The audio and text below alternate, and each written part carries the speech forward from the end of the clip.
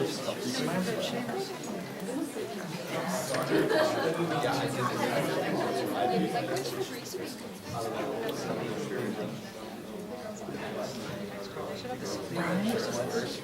are uncharacteristically prompt. We're actually going to maybe start within range of when it was supposed to start. What do you think of that? Sounds awfully good. Great. Amazing. Rocky Mountain High, John Denver, they are on the road, but they will be here within 40 minutes or so. They were stopping at Wheat, Montana and Three Forks for food. And that was 20 minutes ago. They're going to come here when they get here. So we're going to go ahead with the exhibition debate first, and so that you get out of here and get some food later on. And after we announce the topic and the 4 teams disappeared to go become prepared, we will let Steve entertain us with insight and wisdom while we're waiting for the return of the debaters.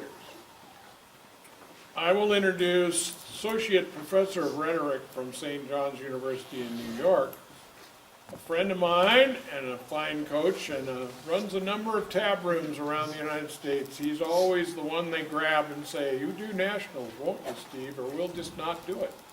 So he ends up helping out all the time, and he's in addition to being a very knowledgeable and bloggish coach who blogs all the time, he's also a very nice person. He's been helpful to me. When we started the Carroll program in 2012 or somewhere around there, where we were shuffling over from the world of Parley, I decided stealing from the best was smart. So I got a hold of Steve and Rob and Steve Johnson of Alaska, and said, "I'd like to steal everything you know because you are the ones I trust with this information." So he was very helpful. Steve was always really helpful to me. And I still appreciate that very much. I can blame him now for any problems we've had. It comes from the guidance at the beginning. Yeah. Those are the other people. Do you have a topic for the youngsters? I do. You guys want to hear it? Yeah. Sure. Topic for the demo debate tonight is: this House supports the proposed Trump-Schumer compromise bill of passage of the DREAM Act plus funding for the border wall. Idaho State, put your hands in the air. And how about we have the hands from anybody from New York? They probably all laughed. They're all, well, Emilio's here. Do you have anyone here from Carroll? Ooh. Strong home crowd. Welcome, Steve. Thanks. So, looking out there, I think there's like quite a bit more experienced faces that I recognize than normal. So I'm not exactly sure where to start this. How many of you have never seen a BP debate before? That's good. So I guess what we can do is I can just try to answer your questions, give my thoughts on certain things. I first started doing BP in 2004. That was the first time I saw it.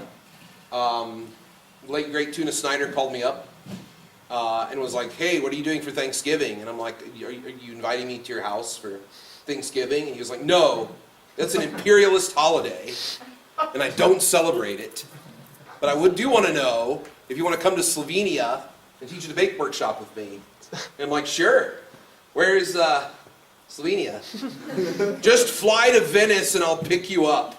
Which is like a really cool thing to be able to say to somebody on the phone. Like only like James Bond and maybe a couple of other people get that kind of conversation. So I went there, I saw it, and I remember being on the plane on the way back from this debate workshop being like, that was a weird format. I'm glad I'll never have to see that again. Back to CETA we go, right? But now I do this pretty much full time. So just a couple of things about BP that I think are important to note is I think that in recent BP, one of the things I've noticed is that the idea of clash, I think, is being sort of poorly done.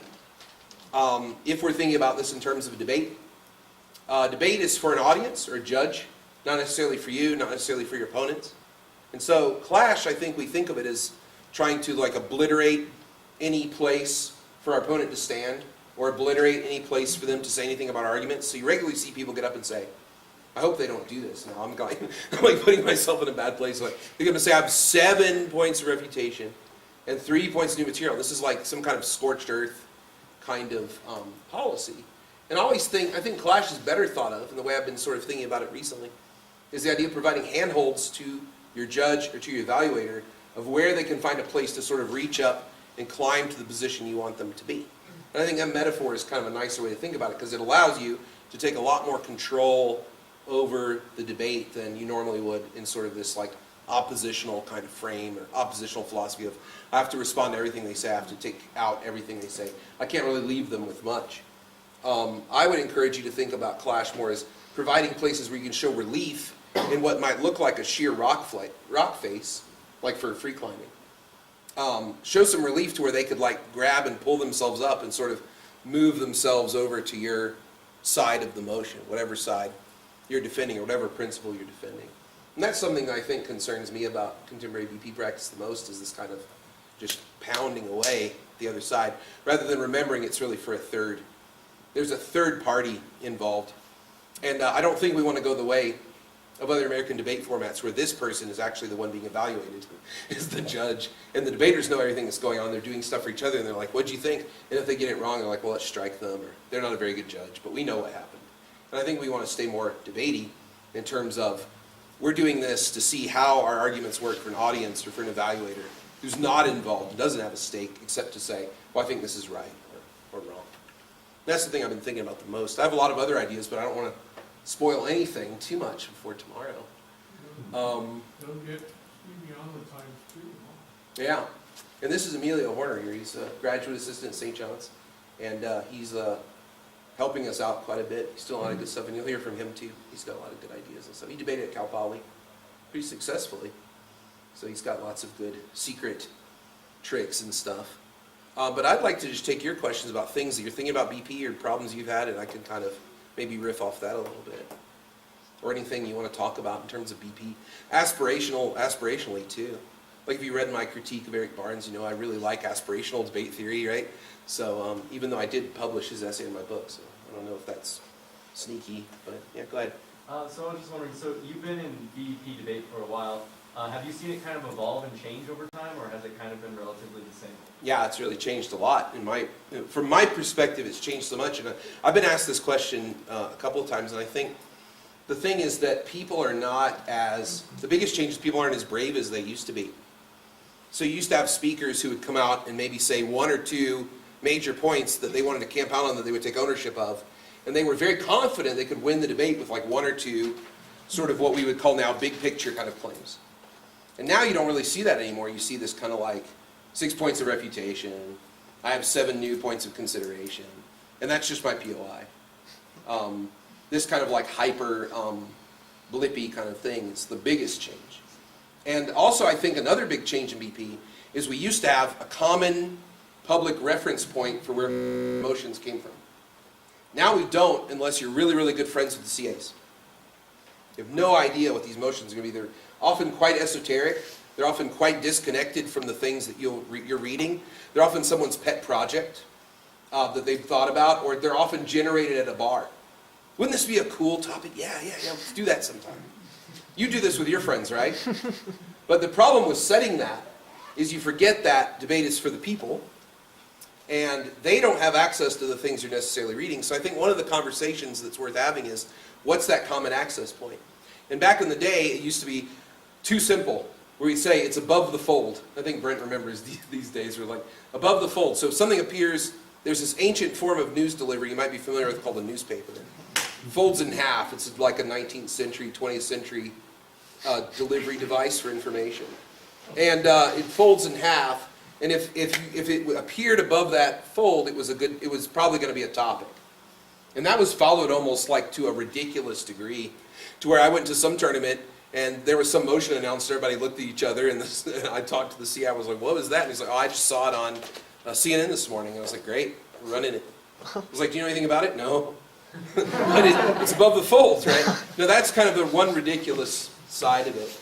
But I think the other ridiculous side is to provide, 2 or 3 PowerPoints of declarative sentences with no citations, and call that preparation, and then throw some motion that you've thought about a lot, but no one else has really had access to. So where the motions come from I think that's a lost battle.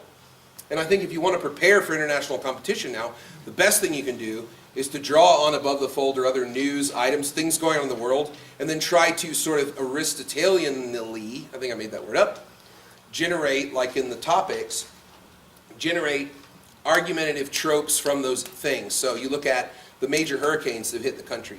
Okay, how many different arguments can these be used to prove?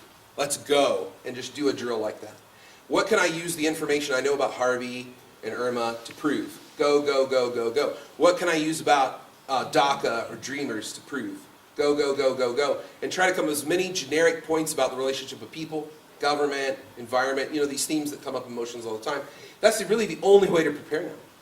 Because the motions are so esoteric and so disconnected from anything that we have access to, unless you're in good with the CA Vanguard, you're not going to really be able to predict it, unfortunately. And I think we need a backlash to that, pretty much. Because there's only a certain group of people who really serve as CAs, right? They're all friends, and they all kind of talk to each other. It's closed off to us.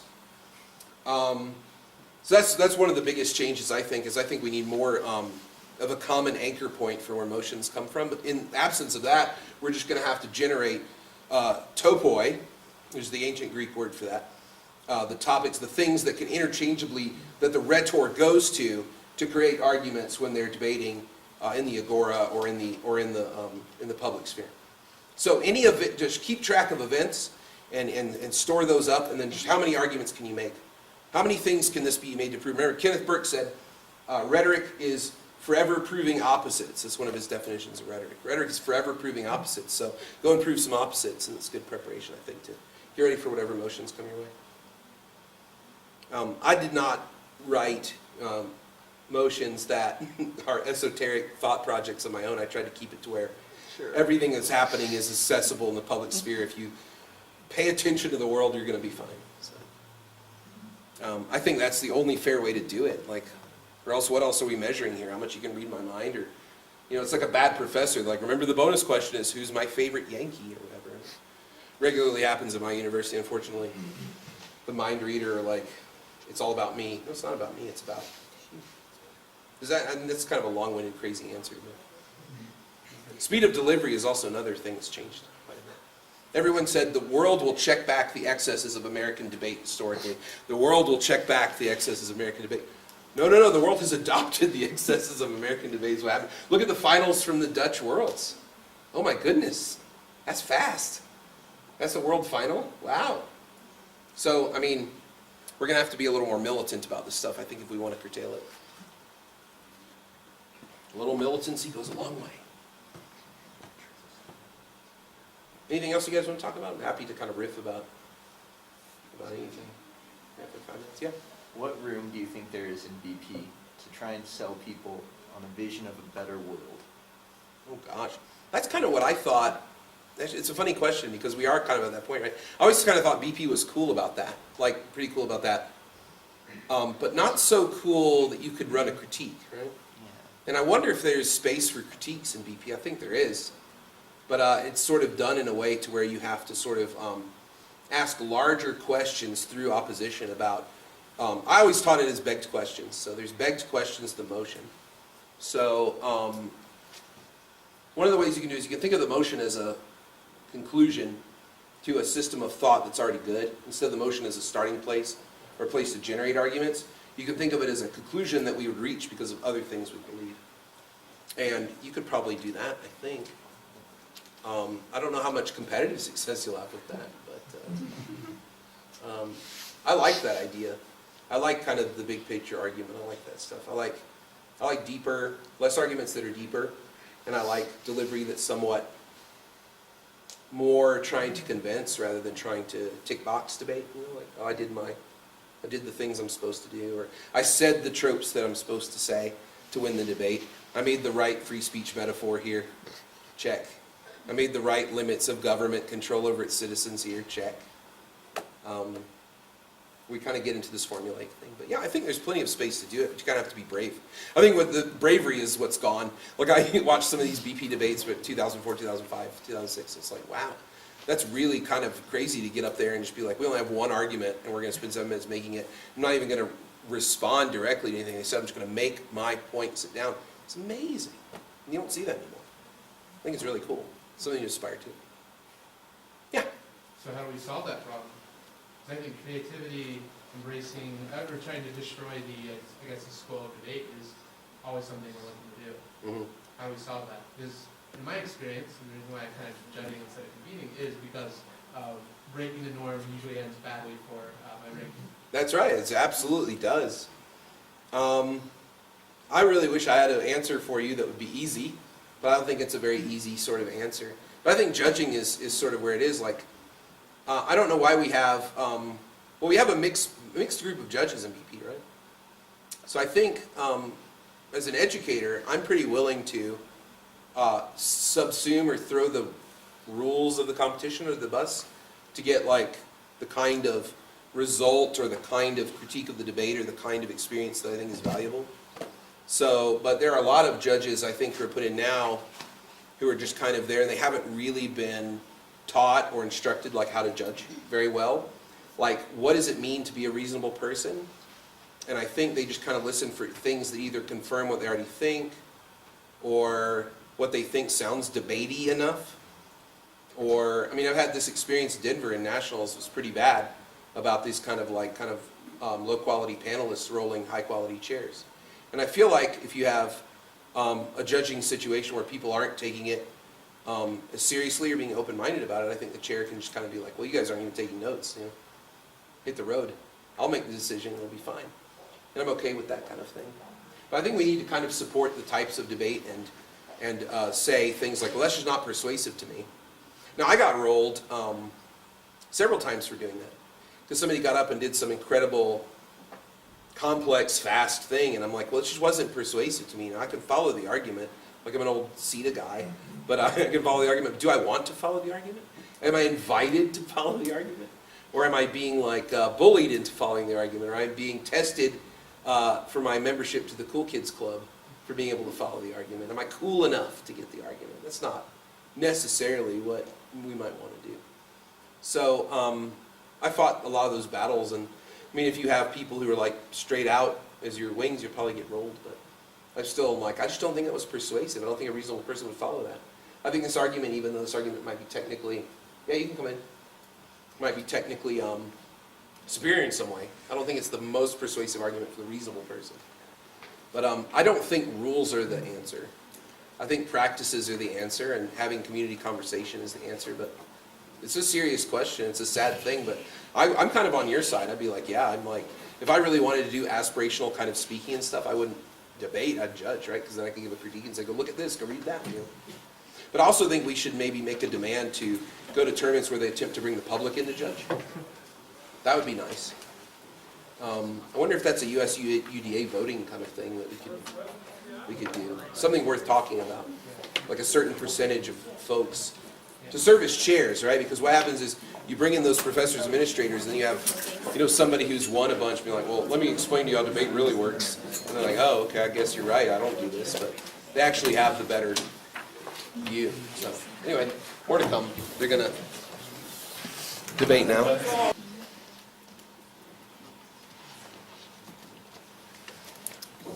Introduce yourself when you come up so that we all can properly celebrate you. I hate to do this to you. I'm the Prime Minister. Sorry.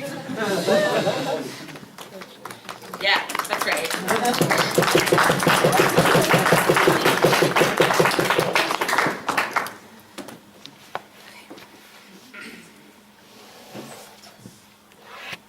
We're living in strange times in 2016, now bleeding into 2017. Politics are kind of out of whack, and we don't really know how government functions anymore. But I'm here to tell you that it's been this way since 2008, when the platform for the Republican Party became anti-Obama, when it became an opposition party rather than a party that was willing to compromise, to come to a negotiating table and ultimately pass policy that benefits people. In this speech, and in both of our speeches, Tori and I are going to tell you how we return to better politics and governance and how we fulfill the function of both political parties and, the government as a whole. So in my speech, I'm going to talk to you, my questions are, should Democrats compromise, and what's the best result for immigration policy? And we think that's really important because we think that Dreamers are those in need of most immediate action right now. So, what is the best, should Democrats compromise? We think that a good question here is who Democrats are supposed to advocate for. The people in their party, right? They're the progressive party, and we value the continued existence of Dreamers in our country, 700,000 immigrants who are working and contributing to their communities, and we value their security in both the next 6 months and in perpetuity more than we value making Donald Trump look bad. We think that we want to go through legal, more permanent mechanisms than the current one in place, DACA, which the debate over is leaving these people curious as to whether they're going to be here in 6 months, whether a deal is going to be worked out at all, whereas right now we have a chance to permanently resolve this problem. Sure. In of its essence, the border wall completely otherizes the entire country of Mexico. Why should we support it if we're talking about a progressive party? Okay, I don't know how you otherize a country because they are another country. If you're talking about, how we make Mexican Americans feel more welcome in this country, I'm going to tell you there is a border fence. What we're doing is basically beefing up existing systems. But let me tell you, these problems that you're already talking about, it already runs through Texas, it already cuts through rivers, right? We're not giving up a ton in order to make the people most affected, those currently in this country, feel more safe and enter into legal mechanisms to be here permanently. So, we think that a function of a party is to implement policy that protects its base. We think Dreamers are a large part of the base of the Democratic Party, and we think that to do otherwise would turn us into obstructionists and populists, and essentially what Republicans have been for the past 10 years. It alters the Democratic platform to anti-Trump instead of for the base. And why does this matter? Because we think that it continues an era of bad politics, wherein issues become completely polarized and black and white, where instead of recognizing the benefits that could come from a compromise like this because of some vague notion of otherizing an entire country, we move away from this type of ideology and towards, sane governance where we actually treat politicians as people and remember who we advocate for. Troy's going to get into that a lot more. So, what is the best possible outcome for immigration policy in this current circumstance? Because I think that what the opposition is going to get up here and say is that this is not good enough. We don't need to compromise when there's a wall that's going to be built. We can move towards better policy. A couple things here. Recognize what a coup for Democrats this is, right? I already told you that we're beefing up existing things that are already there and we're protecting those who need to be protected right now. This is a time frame issue. We can always remove security along the wall. We can always revisit our relationship to Mexico and what the border is. A border is an ever-evolving thing. But for the 700,000 people currently living and working in America, this is it. This is the question of whether they get to stay and whether people like them get to continue coming. On that point? No. So we think that ultimately when you're valuing, when you're weighing which is more important, this actual clear notion of who is helped and who is hurt and who is most at risk and who has the most amount of political capital behind them right now, and an ever-evolving, never stagnant idea of what a border is, which can change from administration to administration, you should choose our side all the time. And there are a couple more reasons why this is so. Trump moved left because of political losses. We understand that this is a unique moment in time. We cannot count on Trump continuing to lose. We cannot decide that the Democratic platform is waiting out Trump. We think that we have to take advantage of this unique moment in time where he's reeling from the loss on healthcare, where he doesn't really have control over his own party to reach across the aisle, no matter how repugnant we find him, no matter how unclear his policies are and probably will continue to be, to form clear policy, to have actual advocacy for the people within the Democratic Party and in the country as a whole. Take your point. So the creation of this border wall, would it not also create divisions in the communities of immigrant populations in the US, which would also include members who are in support of the DACA Act? Okay, I'm really not sure what you mean. I don't understand how divisions are created in the American community between Mexican immigrants. I'm sure that you'll get to it in your point. But let me make it very clear what the current border situation is, because it seems to be unclear. There are already permanent fences along the entire border, along all 700 miles. We don't think that you are necessarily adding anything or taking anything away besides some rhetoric that Trump already gets to use and capitalize on, regardless of if the wall is built or not. So we think that we should value policy, results, actual implementation, and promises, guarantees for the 700,000 dreamers over some representation of what the wall means and what it could do to this political climate that we live in. We think the way that you solve divisiveness, the way that you actually move away from polarization, is by compromise, moving toward better politics where deal making moves policy forward and actually impacting citizens more than rhetoric or campaigning. And ultimately, we think that if the wall gets built and these problems still continue to exist, that means that we can revisit immigration. That means that the rhetoric that propels Trump no longer has any validity to it. And we think that if we're asking who can we help right now versus issues that we can revisit definitely in the future that have very little impact on people's lives, the jobs that they're working, the people that they love and like to continue living with and among, you have to advocate for the government side in this debate.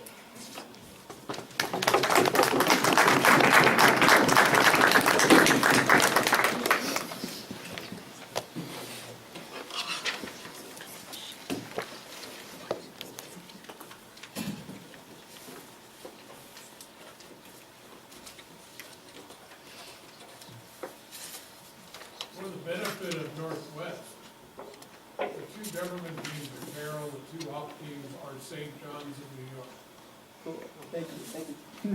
Sorry, I should have said something else.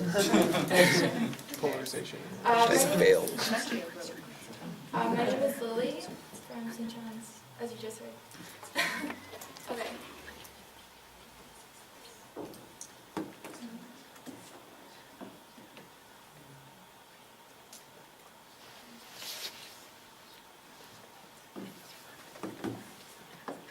What is the purpose of a government that only cares about passing policy and legislation and not actually about helping people?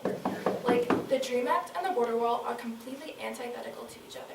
One is about protecting and supporting people who are obviously going to have a better life in this country than rather in a country that they don't know and they left when they were 2 years old. And the other one is about re-entrenching the racist, xenophobic ideology that we see in this country already.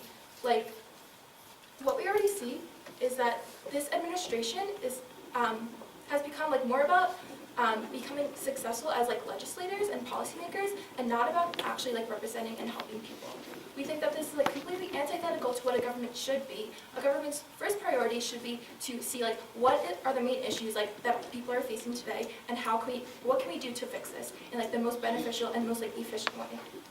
So if we look at the success of the DREAM Act already, and if we look at the support for the border wall, we can see that the compromise wasn't even necessary in the first place. No, thank you. We already have the infrastructure for the DREAM Act. We already have 800,000 people in the country who have have benefited greatly from this. We see with the recent Hurricane Harvey, one of the firefighters who rescued a bunch of people was a dreamer. We think that the dreamers are really valuable people. They deserve to be here. We see that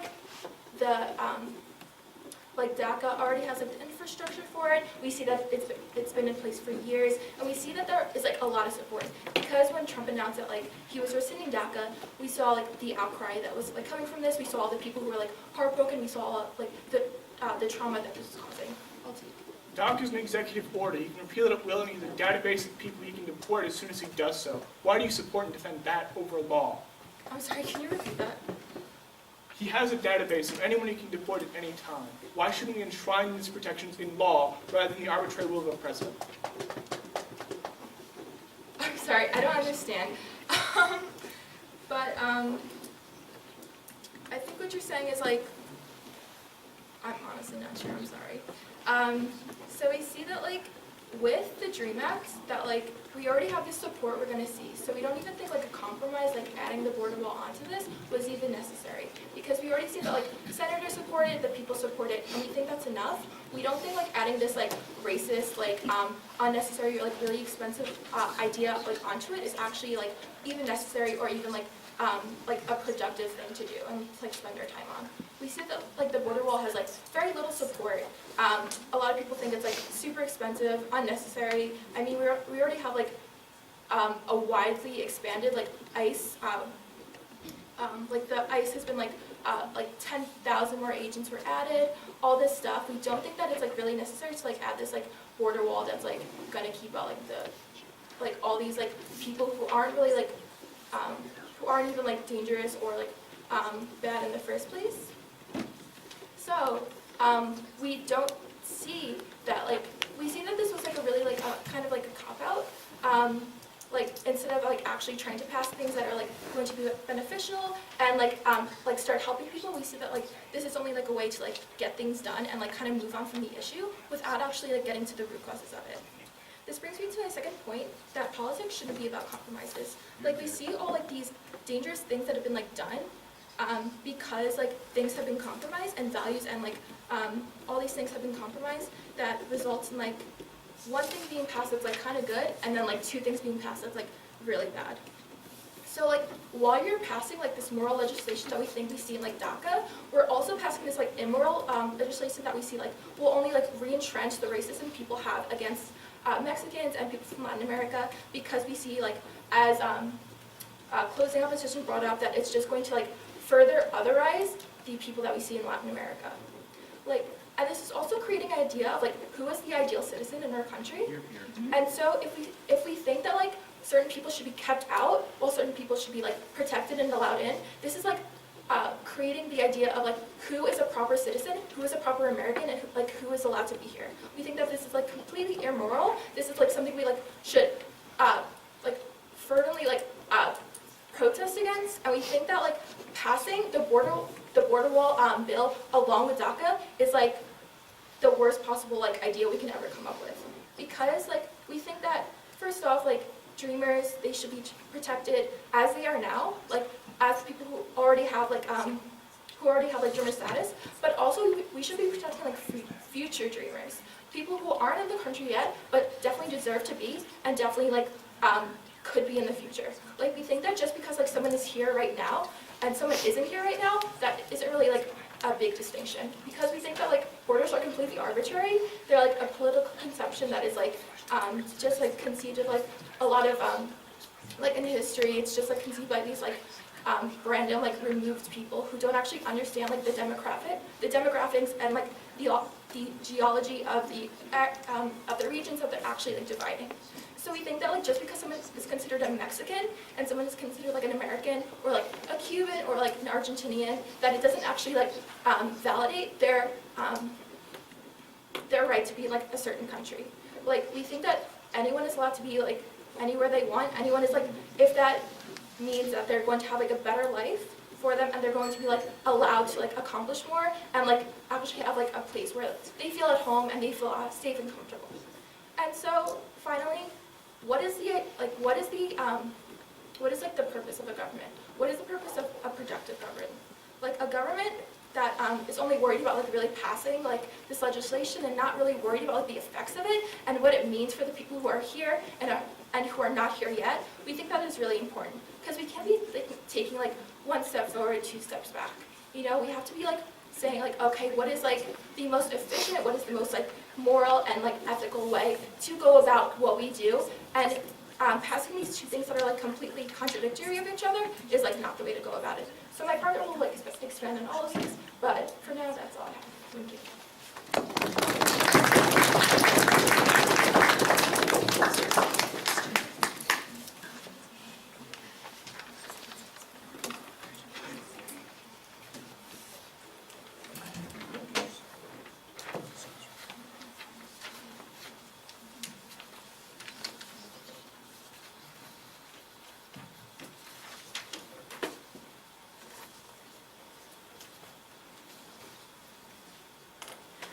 can change, but the lives of dreamers can't wait and are in imminent danger right now.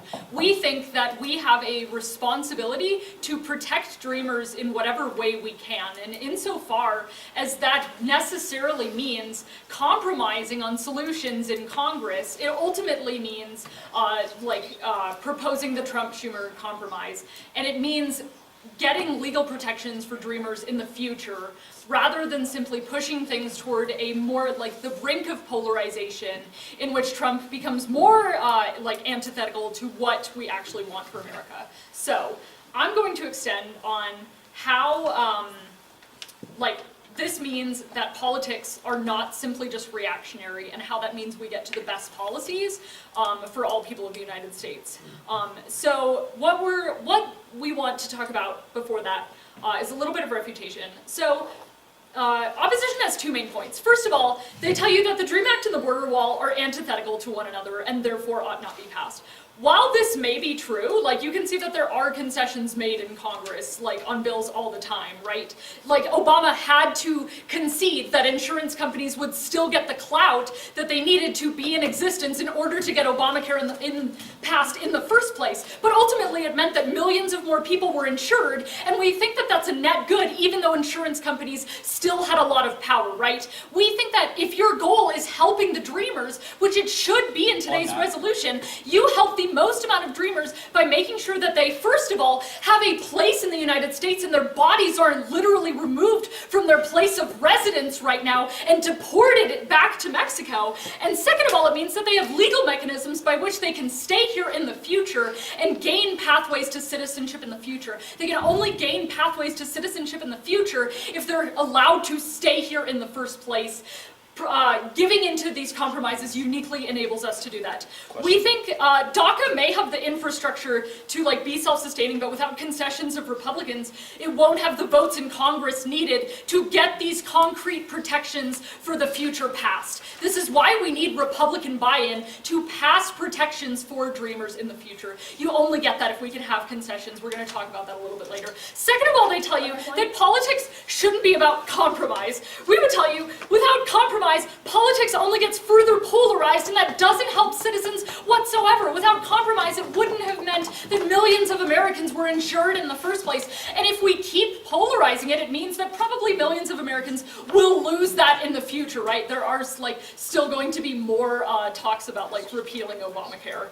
So we think that right now, unfortunately, people who feel like they're getting screwed out economically, which, even though they're not, they have this need to feel validated. And at the same time, people who have immigrated to the United States need to feel validated as well. We need to make this compromise, and without it, we don't make policy better for people. That's what I'm uniquely going to talk about. So let's talk about who gets us to the best politics. What does this do to Trump and the Republican Party? We would tell you, first of all, it means that Trump and the Republican Party isn't simply reactionary to Obama-era policies.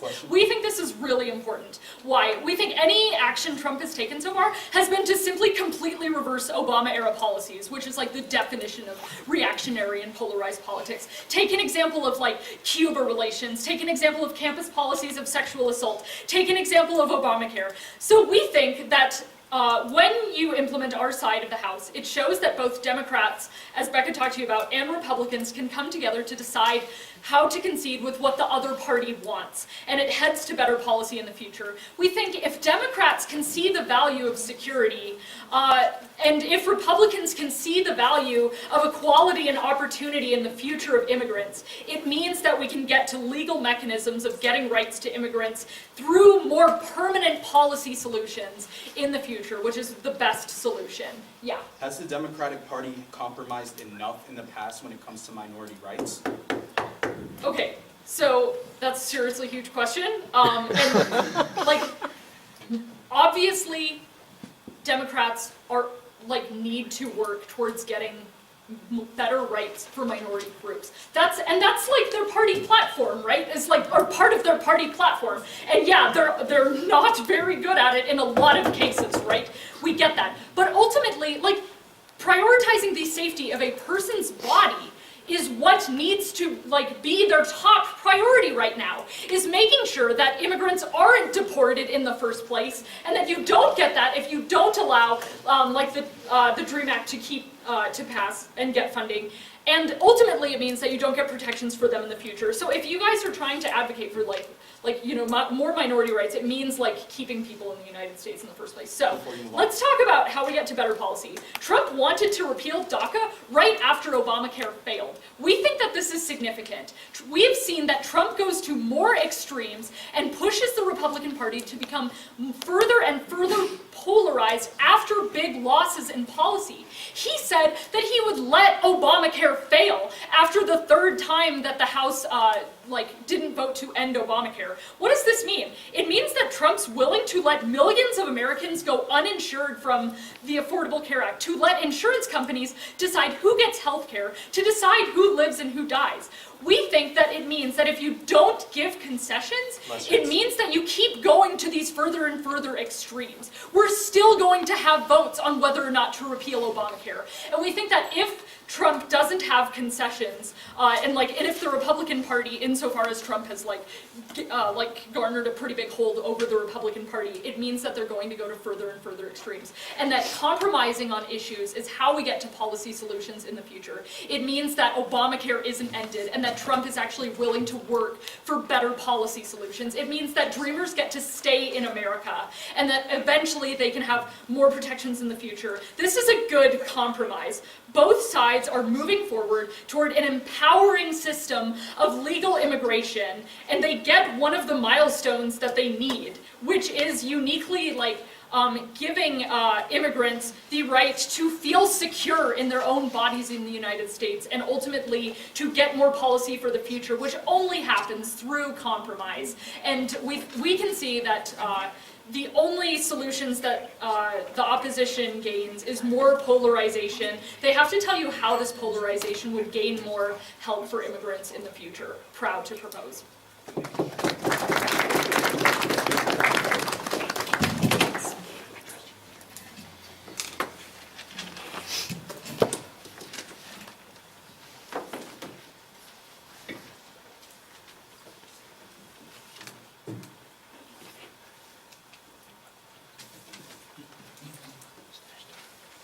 Hello, my name is Eduardo, and I'm a deputy.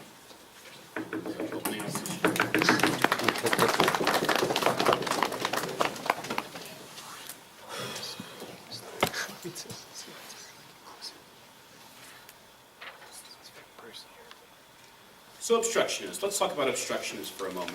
Aside on the opening, government wants us to believe that in not compromising, the government is essentially being obstructionist. However, we have to recognize that this is a failure of a government, not actually something that benefits it in the long run. So recognizing the obstructionist in wanting to pass this Trump-Schumer bill is something that we really have to understand in order to recognize exactly why we should be opposing.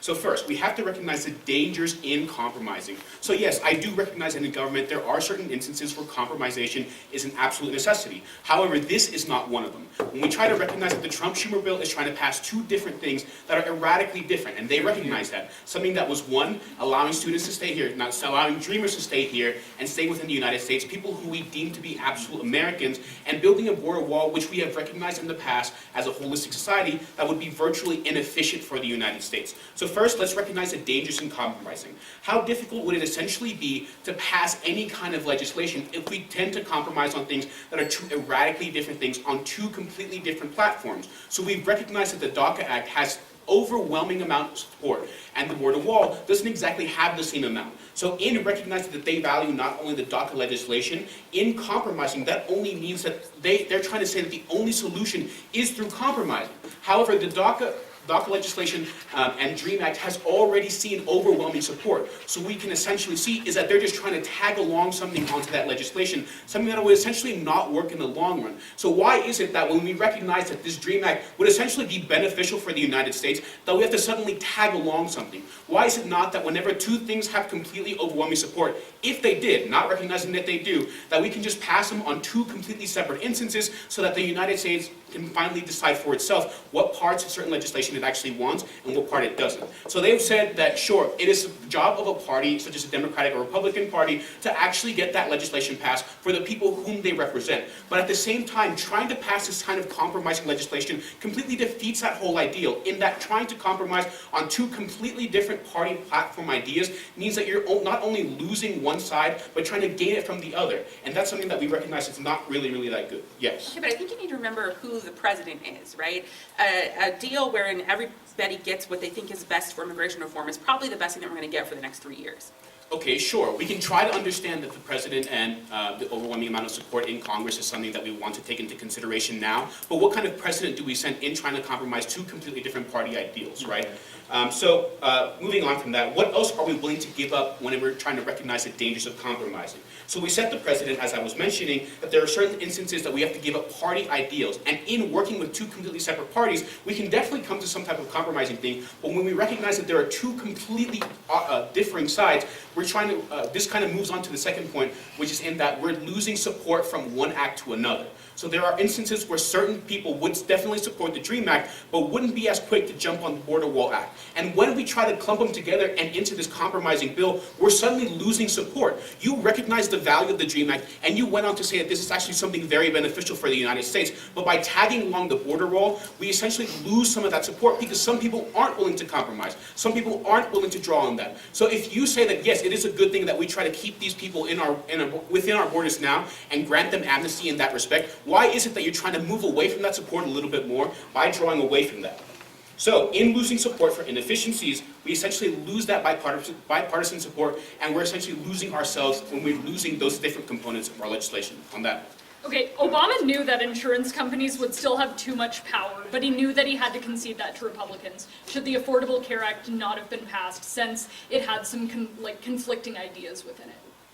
Okay, so as I was mentioning before, there are certain instances where we can compromise and certain instances where we cannot. We're trying to give up two completely different ideals, and I think in certain instances such as those, there are some things that we can give up and some things that are not. Why is it that we're suddenly wanting to decide on whether an American can stay within the borders and instead create something completely inefficient, right? So moving on past that to lost opportunities and efficiencies. So we value security just as well as you do of the current people within the United States, as well as for the dreamers. So why is it that the existing mechanisms put in place would essentially be negligible to understand, right? So we already had we already had DACA put in place, so infrastructure for that would be absolutely negligible. We understand how it works, we understand what we need to do, because we've already implemented something like that. They recognize that because the border wall has not been implemented, we can just try it out, and then if it doesn't work, then we'll suddenly work on it later. That doesn't really make that much sense, considering that we've recognized that there's a ton of different resources that would essentially be going into that kind of program and into building the actual wall. We can't just revisit something once we've spent billions and trillions of dollars actually building it and then just realize, oh, it doesn't work, but at least we still got to keep the dreamers, right? That's not how government is supposed to work.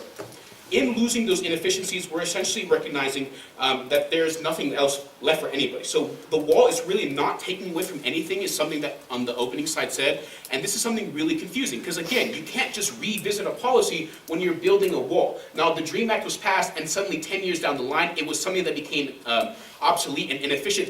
Then in those instances, we can think, yes, we can definitely try to repeal these kinds of instances, and we can try to work on that. When we build a border wall, that's not something they can say, oh, let's just tear it down after we spent so many resources and so much money on that thing. Yes? How many people do purity fights help? I wouldn't know that answer, but if you could bring it up, that'd be great.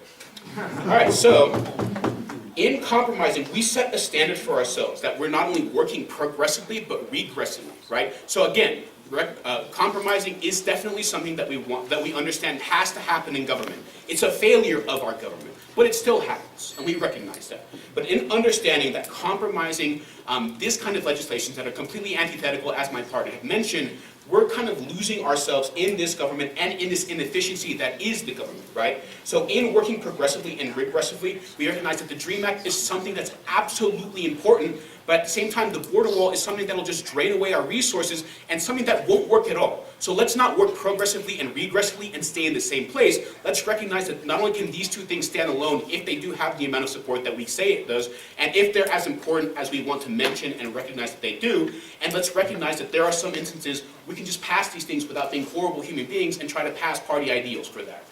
So in conclusion, we recognize that that's not only dangerous and compromising, but we're losing the efficiencies within our government. So let's not make our government severely more inefficient than what it already is, and let's understand that we should not be compromising this kind of thing in the future. And for those reasons, we oppose. Pause for a second. We have Rocky Mountain of Billings coming in the door with their own chairs.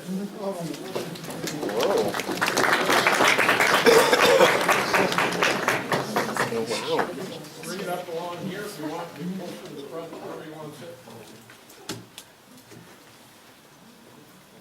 Somebody read the topic out loud so that Rocky's up to date. I'll do it. I'm getting pretty good at it. My parents could see me now. They'd be very proud. This House supports the proposed Trump-Schumer compromise bill of passage of the DREAM Act plus funding for the border wall. And we have just completed top half. We have government from Carroll and opposition is from St. John's, New York.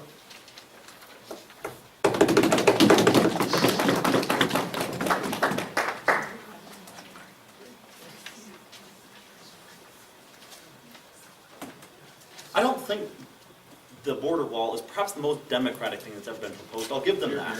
But I think that sometimes, for the purposes of saving people, for helping people, you actually have to compromise in government. In fact, I would suggest that most of the best legislation that has helped people has been through compromise, which is why we say that we may not have the most pure legislation, but we have legislation on our side of the House that actually saves Americans, saves people who live in this country who need the government to be on their side. We're going to tell them that the government is on their side here. That's what the principle me and Freddie stand behind today. When we tell you that when a government makes a promise, they have to keep it, especially to the people in the society who need the government the most. Okay, before I get into that, let's do just a little bit of wrap. Okay, so a couple points. First of all, I think there's a misunderstanding of what the executive order is versus what legislation is. The executive order right now, Trump can repeal at any time. There is no protection for people who are living under an executive order, which is why we think it has to come down to legislation. Second, we think that this purest form of ideology doesn't actually represent hardly any important politics that have occurred in the United States. We think that you have to compromise, that you're never going to get a pure piece of legislation. That's why you have the whole amendment process. Okay. Finally, we think that it's important to understand that this is the least power the Democrats have had in 50 years. The fact that they get this chance to make a policy decision, it's really important that they take it and that they push for it wholeheartedly. Sure, I'll take it. Will this compromise change or end the harassment that Latinx bodies face in America, or will it strengthen that opposition to them?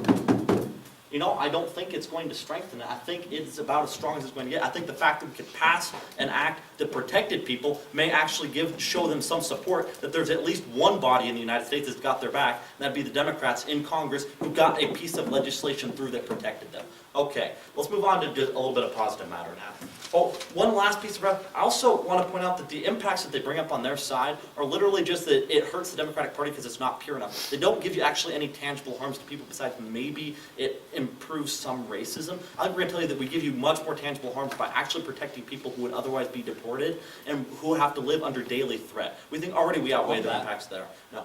Okay, so what's the principle me and Freddie are going to bring you today? We think that government fundamentally, in order to be a government, a just government, has to keep its promises to its people. And we think that when it fails to keep its promises to its people, we think that it fails to be a just government, but also that it's always going to harm the people who are living at the bottom of the social strata the most. Oftentimes minorities, migrants, and those at the bottom of the socioeconomic pole. We think that those are the dreamers oftentimes, and that those dreamers need the government more than anybody else, which is why the government has to keep its promise to them. So first, why is this a dangerous principle to set? Okay, 3 reasons here.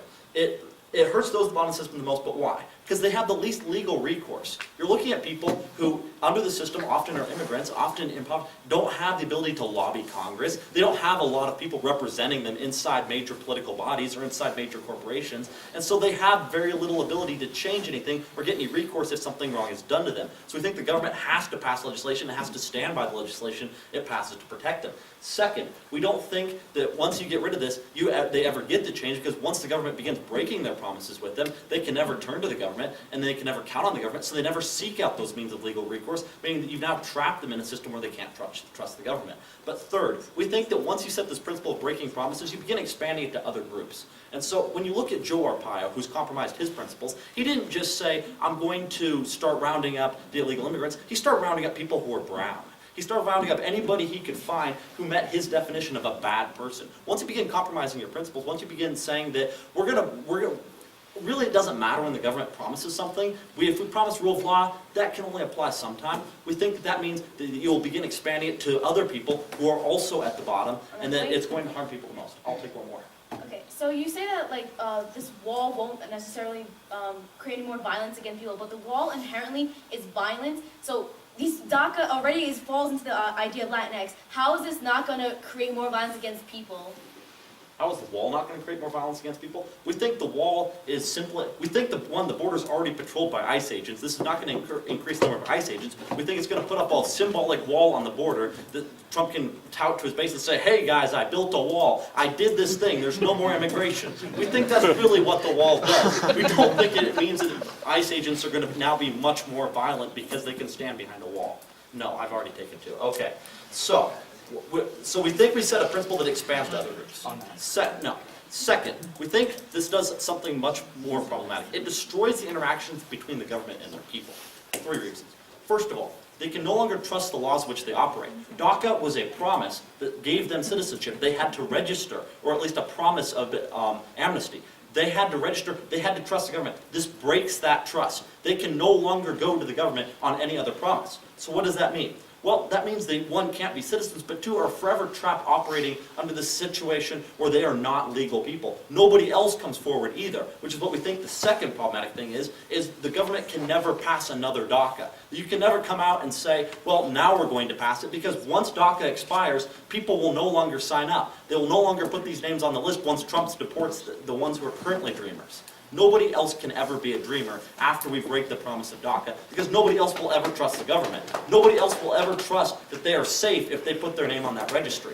We trap the people in a current system, in an institutionalized non-citizenship. It looks a little bit like the Rohingya in Malaysia, where we said, well, you can't be citizens, we're going to oppress you. There's a large group of people in the state who would actually just go out and shoot you, which is kind of how many southern border states operate. And so we think we create a principle where they can't have legal recourse, they can't necessarily go back, they can never count on the government again. We think we trap them forever in this impoverished state where they are not citizens, have no legal recourse, and really don't belong anywhere. We think that's a problem. We think that's the greatest problem. We think that's why me and Freddie proposed this resolution.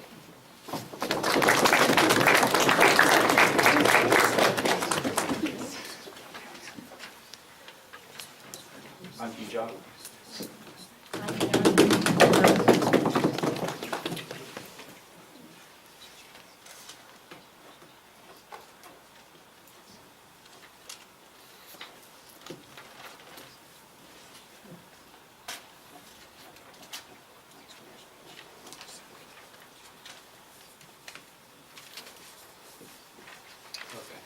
So, I'm just going to start off by talking about how otherization actually works and how the rhetoric used in otherization can actually cause tangible harm to bodies that exist in the real world. So we hear a lot from opening government on oh, if you otherize an entire country, nothing will happen, that doesn't really do anything, but we don't think that actually means anything. So let's talk about otherization. So otherization is creating an idea of someone who is different from you, whether it be by physical characteristics, whether it be by where they're from, whether it be by how they speak, what they do for a living. You create this idea of the other, and not only that the other exists, but that the other is bad, or that the other is trying to harm you, or that the other is lesser, or that the other does not deserve to exist. This type of rhetoric, which is rhetoric that's created by the border wall, is not something that we should support, especially when we're talking about from the view or the position that opening government wants to take of us being the Democratic Party. If we are truly a progressive party, how are we being progressive if we are allowing for regressive policies and regressive rhetoric to exist and dominate the current civic attitude? So let's talk a little bit more about otherization. And I would like to give you a little anecdote from W.E.B. Du Bois and when they applied to teach for the very first time. So W.E.B. Du Bois, after they got their credentials to actually teach, they went on this long journey through the South trying to find a school to actually teach at. They finally found a school, and out of extreme excitement, they were very happy. They finally found this place, and they were going to eat dinner with those that actually eat dinner with the person that hired them. But to much their dismay, they were not allowed to actually eat with them. They were not actually allowed to sit at the dinner table with those who actually hired them. Why? It's because they were seen as other. Although I am going to grant you the ability to exist inside this space, I'm not going to treat you the same, and I'm not going to allow you to operate and exist on the same plane that I believe myself exists. So let's talk a little bit more about this proper citizen that we get a little bit from the opening opposition. I'll take you in exactly 1 minute. So DACA is accepting those who have been who have lived under the U.S. system. To apply for DACA, you have to be under 16 years old. So, what this means is we are further promoting the idea of America first, of American ideals first, and of American attitude first. We're not allowing or accepting bodies who might coming in their late 30s, who might be coming in their late 20s or 40s. We're not accepting of those because they're different from us. That's the whole purpose of us having this actual border wall. We want to keep specific bodies out, but under this provision, we are allowing these specific bodies to exist in our nation only because they have grown up or spent significant amount of time under our system and have spent significant amount of time accepting or attributing their ideals to their own personhood. What this means is that the other, being where they're from, their background, their literal national history of where they're from, is no longer something that we accept in this nation. What this actually does is, since we are, yeah, it's been.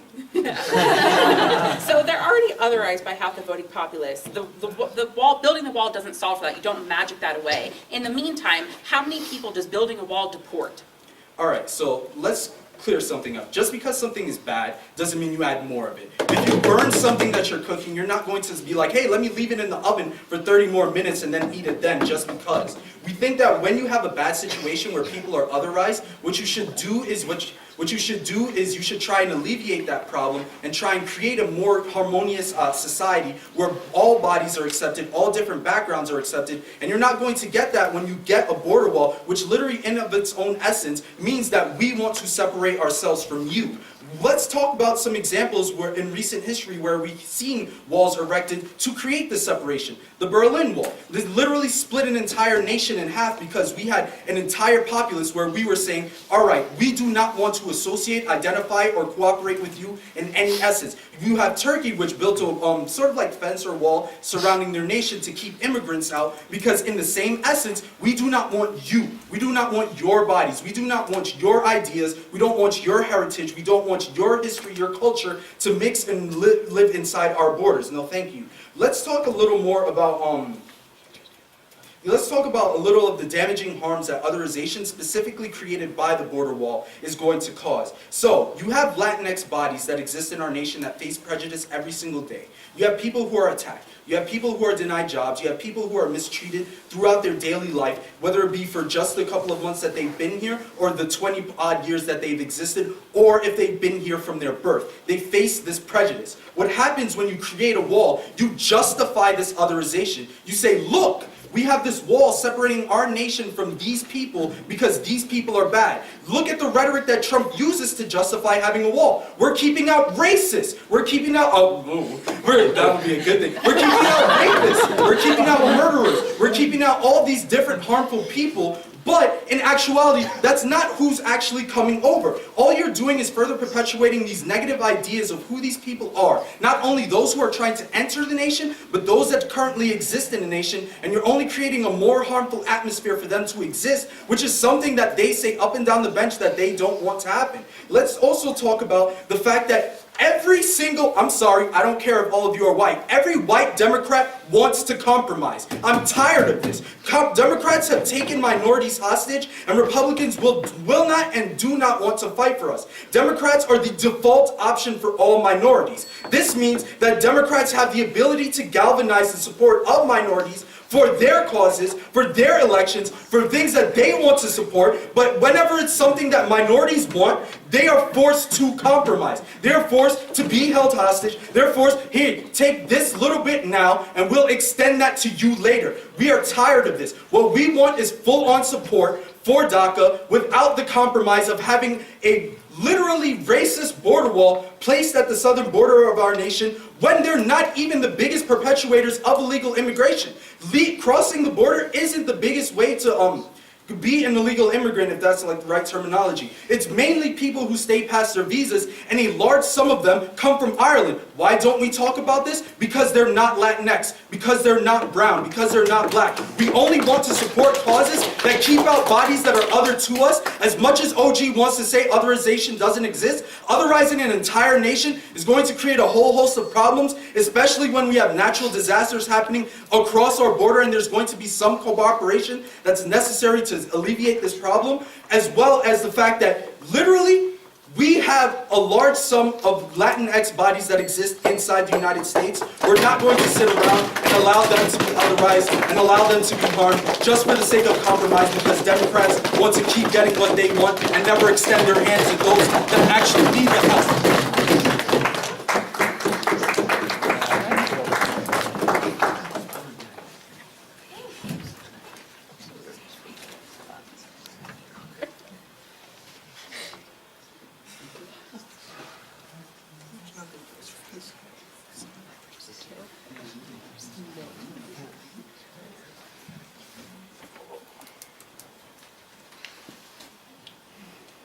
Honorable Speaker, my friends, no one is helped when purity comes before people. No matter what level of ideology or analysis you can provide, government will always stand behind people before we stand upon the analysis which has been written upon hundreds or millions of pages, because hundreds and millions of lives and livelihoods are on the line.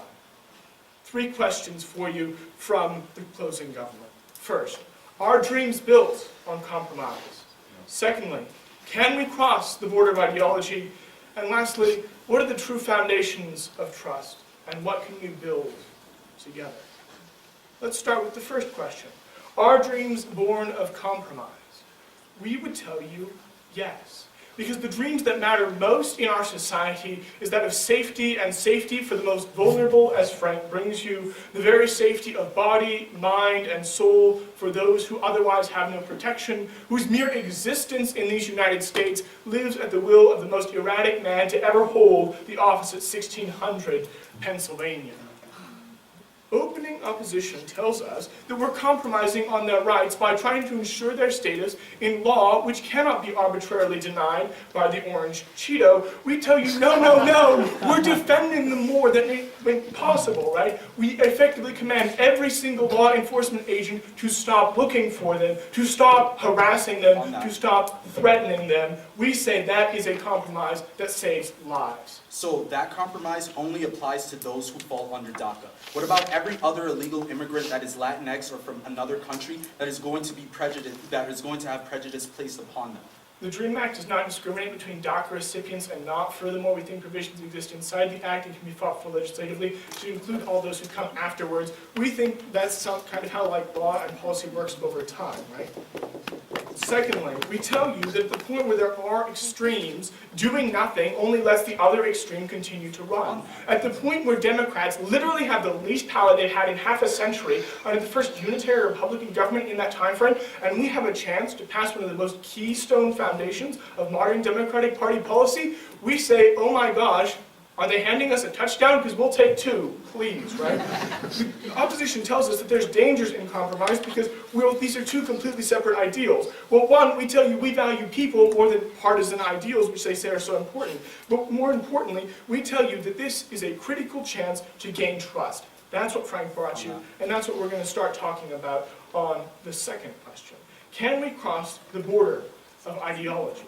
Can we truly say that there are a set of principles which matter more than people? Frank tells you, no, we can't just value people more than a set of principles because we have to always maintain our promises from the government to the people. By keeping our promises, we actually get a chance to enact rather than spout our values, to actually bring these promises and progresses into being, right? The opposition tells us that the wall is violence and otherization, and we tell you that violence and otherization happen on the streets right now, that on the border there is, yes, violence, but inside these borders, inside these hallowed halls, we can prevent violence with the protection of the wall. Furthermore, we tell you that walls are not inherently otherized. And the example here is the Berlin Wall, which literally was the result of illegal Soviet occupation. We tell you ideology and compassion can reach beyond walls. What we tell you is the United States law cannot. We protect those who we can, when we can. We protect them here. We protect them now. On that. No thanks. Because I want to talk to you about the foundation of trust. Right? We say that DACA, in its existence as an executive order, was the most single massive trust in the United States government that has ever been committed since the founding of this nation. That they said to 535 white, rich people that we're going to trust you with our lives and our livelihoods, that at the will of the president we can be removed from this country and done violence. We think that trust deserves to be repaid, not only for those who have made the trust, but for those who can even have the potentiality of trusting in the future. These are the future undocumented immigrants which opposition was worried about just a minute ago, right? On that point? What Frank tells you, and what Frank will always tell you, is that once we've destroyed this capacity for trust in the government, by refusing to enact laws which protect people who have just to trust us, and maintaining the possibility for the tweeter-in-chief to report them in 140 characters, means that there is no trust, no hope, and perpetual authorization for any future undocumented immigrants inside the United States whatsoever. Before you move on. What does the opposition offer us instead? We have to maintain our purity. We can't compromise. That's not how politics works. And I would tell you that politics will and is always going to be On about that point? people, right? We tell you that law only functions inside of borders because that's kind of what the state is.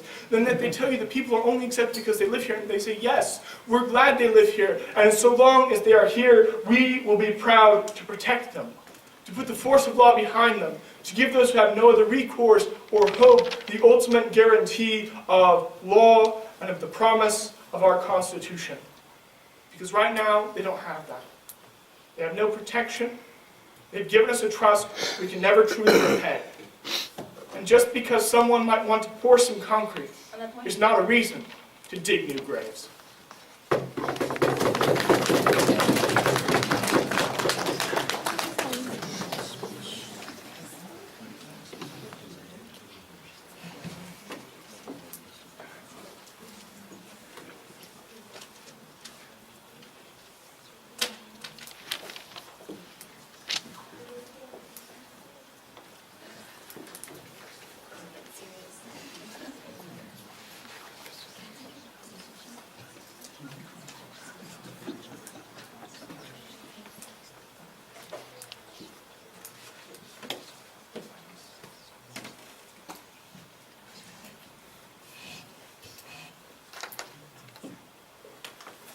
Heightus. I'm super short. I'm pretty sure that's a term, right? It is now. Alright, I'm Anna Maria. I'm Anna Maria. I'm the whip, closing whip, St. John's. Alright, I'm done, thank you.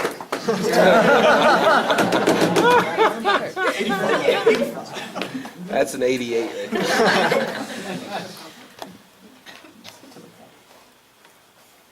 So what kind of world do we want to create? What is the purpose of all this? I think we can all agree on is we want a world in which people feel safe, where people are welcomed, and there's an environment where that is non-violent. But what do we see coming out of this debate? Well, first of all, we go into the discussion of compromise and the discussion of what's this rhetoric that is created by this wall. So first of all, going into this idea of compromise, you hear a lot come from the gov side that we need to compromise, that's so important, that Democrats need to be the ones to do this because they're for the people. But where do we see this? We've already seen inherently that the Republican Party refuses to compromise on a lot of deals. In fact, they've been willing to shut down the government by not refusing. Why is it that Democrats are the ones who are supposed to be the one fighting for the right for people having to compromise. That shouldn't be the way it happens. And because of all this compromise that we have seen from the Democratic Party, we've seen that they've been losing power. As the Govs repeatedly mentioned how they've been losing power. It's because the people have seen the Democratic Party become so ineffective. They are unable to make a difference because they're so willing to give up their ideals in order to somehow have this illusion of power that they continue to have. And as my partner has said, these minority people are left only with this ineffective party because the Democratic Party, because the Republicans are already made a strong stance on how they stand on, like, immigration and all these rights that minorities find important too. So how do you remedy otherization without compromise when you can't grant dreamers the right to exist in America in the first place without building infrastructure to advocate for personhood? The fact is, like, the rhetoric that you create by even funding the wall is going to make people, these DACA recipients not feel welcomed in general, because the rhetoric is that you're not welcomed. You already see people chanting "build that wall" when there's no funding towards it.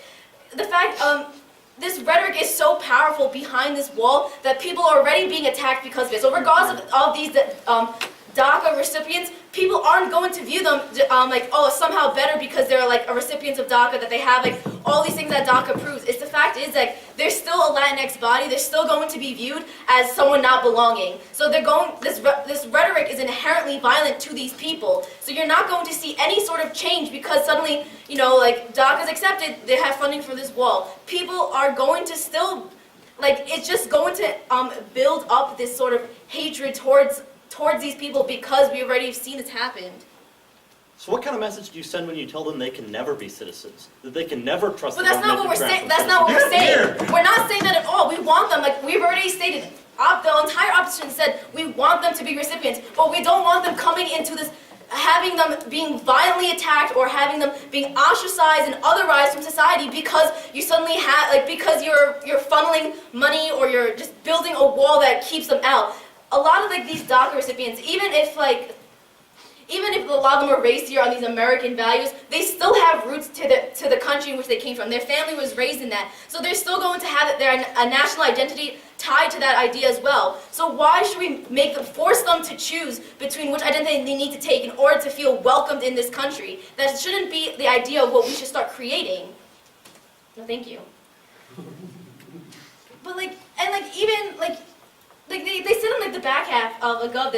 They value people, but where do we see this when the parties are so willing to compromise on these minority rights? There's no value in that. And they start building this idea of trust.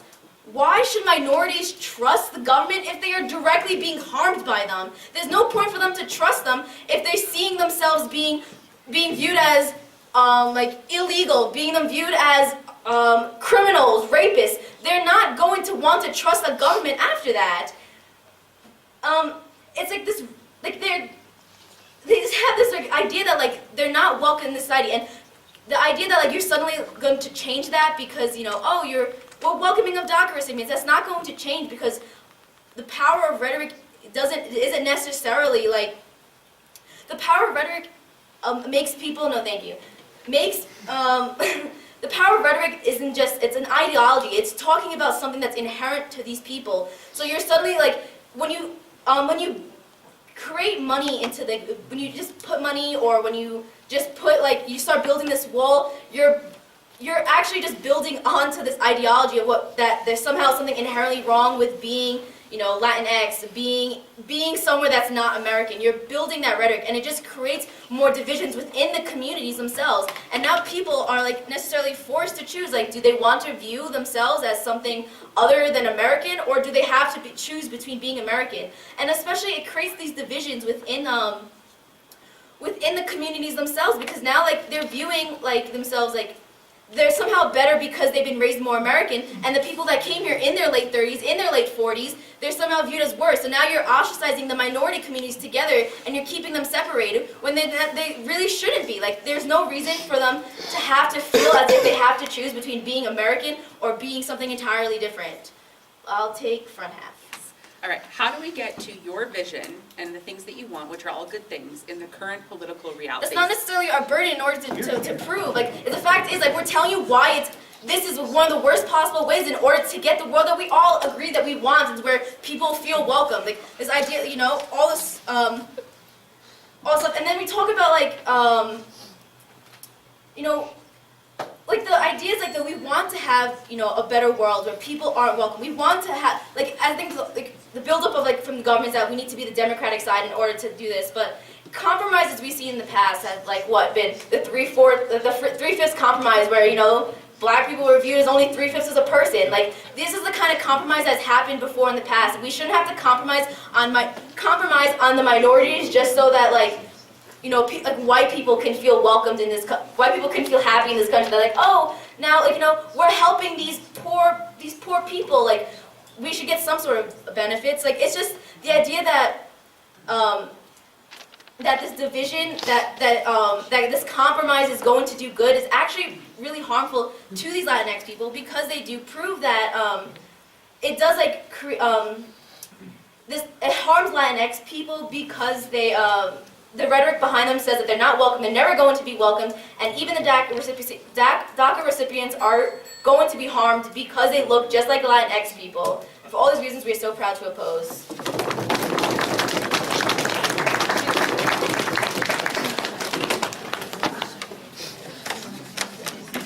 Thanks, good night. No, I'm just kidding.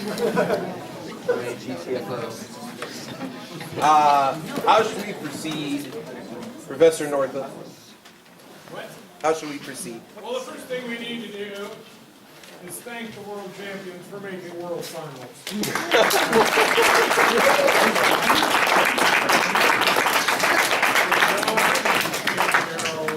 you very much.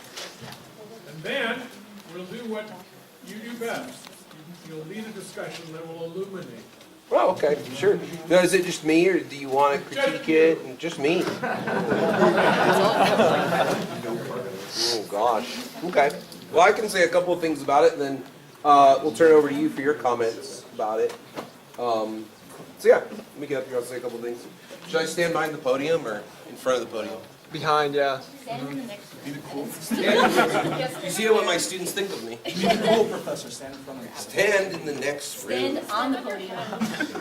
Stand on your head, stand in the next room. I don't think I want to kill your ears. So, looking at a BP debate, something I think about quite a bit. How do we do this? What's the best way? What's the approach to do it? And one of the things I think, there's no real wrong answer, I don't think. One approach we can take is that the debate is a text. And then we open ourselves up to be able to use all the resources of something like literary criticism. So I would say the dominant view, if we treat the debate as a text, that we approach as critics who've read it, who've interpreted it, and have found meaning in it, the dominant theory is new criticism, hands down, which is that one would not ever look at anything outside of the text presented in order to evaluate it, its meaning. That would be intervention. That would be adding in your own personal view. And new criticism is the dominant form of literary criticism for most of the 20th century in the U.S. It was massively popular. But there have been cracks in it.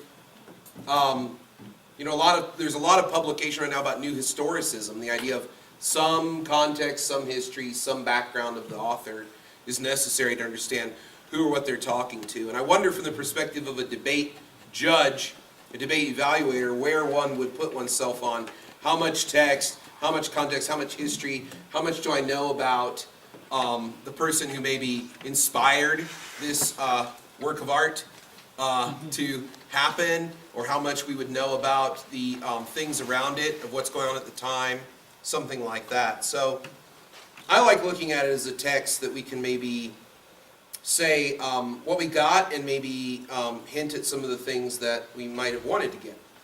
And that's kind of how I approach it. So I can go I'll go sort of team by team, I guess, in talking kind of generalities. I don't want to necessarily go, like, tennis commentating is not very exciting. Like, then they hit the ball here, and then they hit the ball back, and then there's this backhand. So talking about each team and sort of what I got out of it. So I think the Prime Minister's speech is really fantastic. It's really good. And I was trying to think to myself, why do I like this so much? Do you ever do that?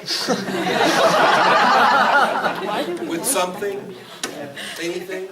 Like, why do I like yellow M&Ms so much? They all taste the same, right? But I always prefer the yellow ones if I have a choice. It doesn't make any sense. This does make sense, though.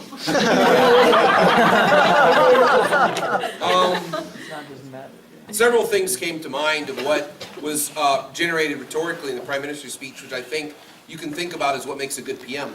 A sense of urgency, like this is brought up for a particular reason, that time is of the essence, now is the time, now is the key time, these kind of things. Contextualization, what's going on around the outskirts of the motion that make it important for us to support it right now, and what's happening and what's going on behind the scenes.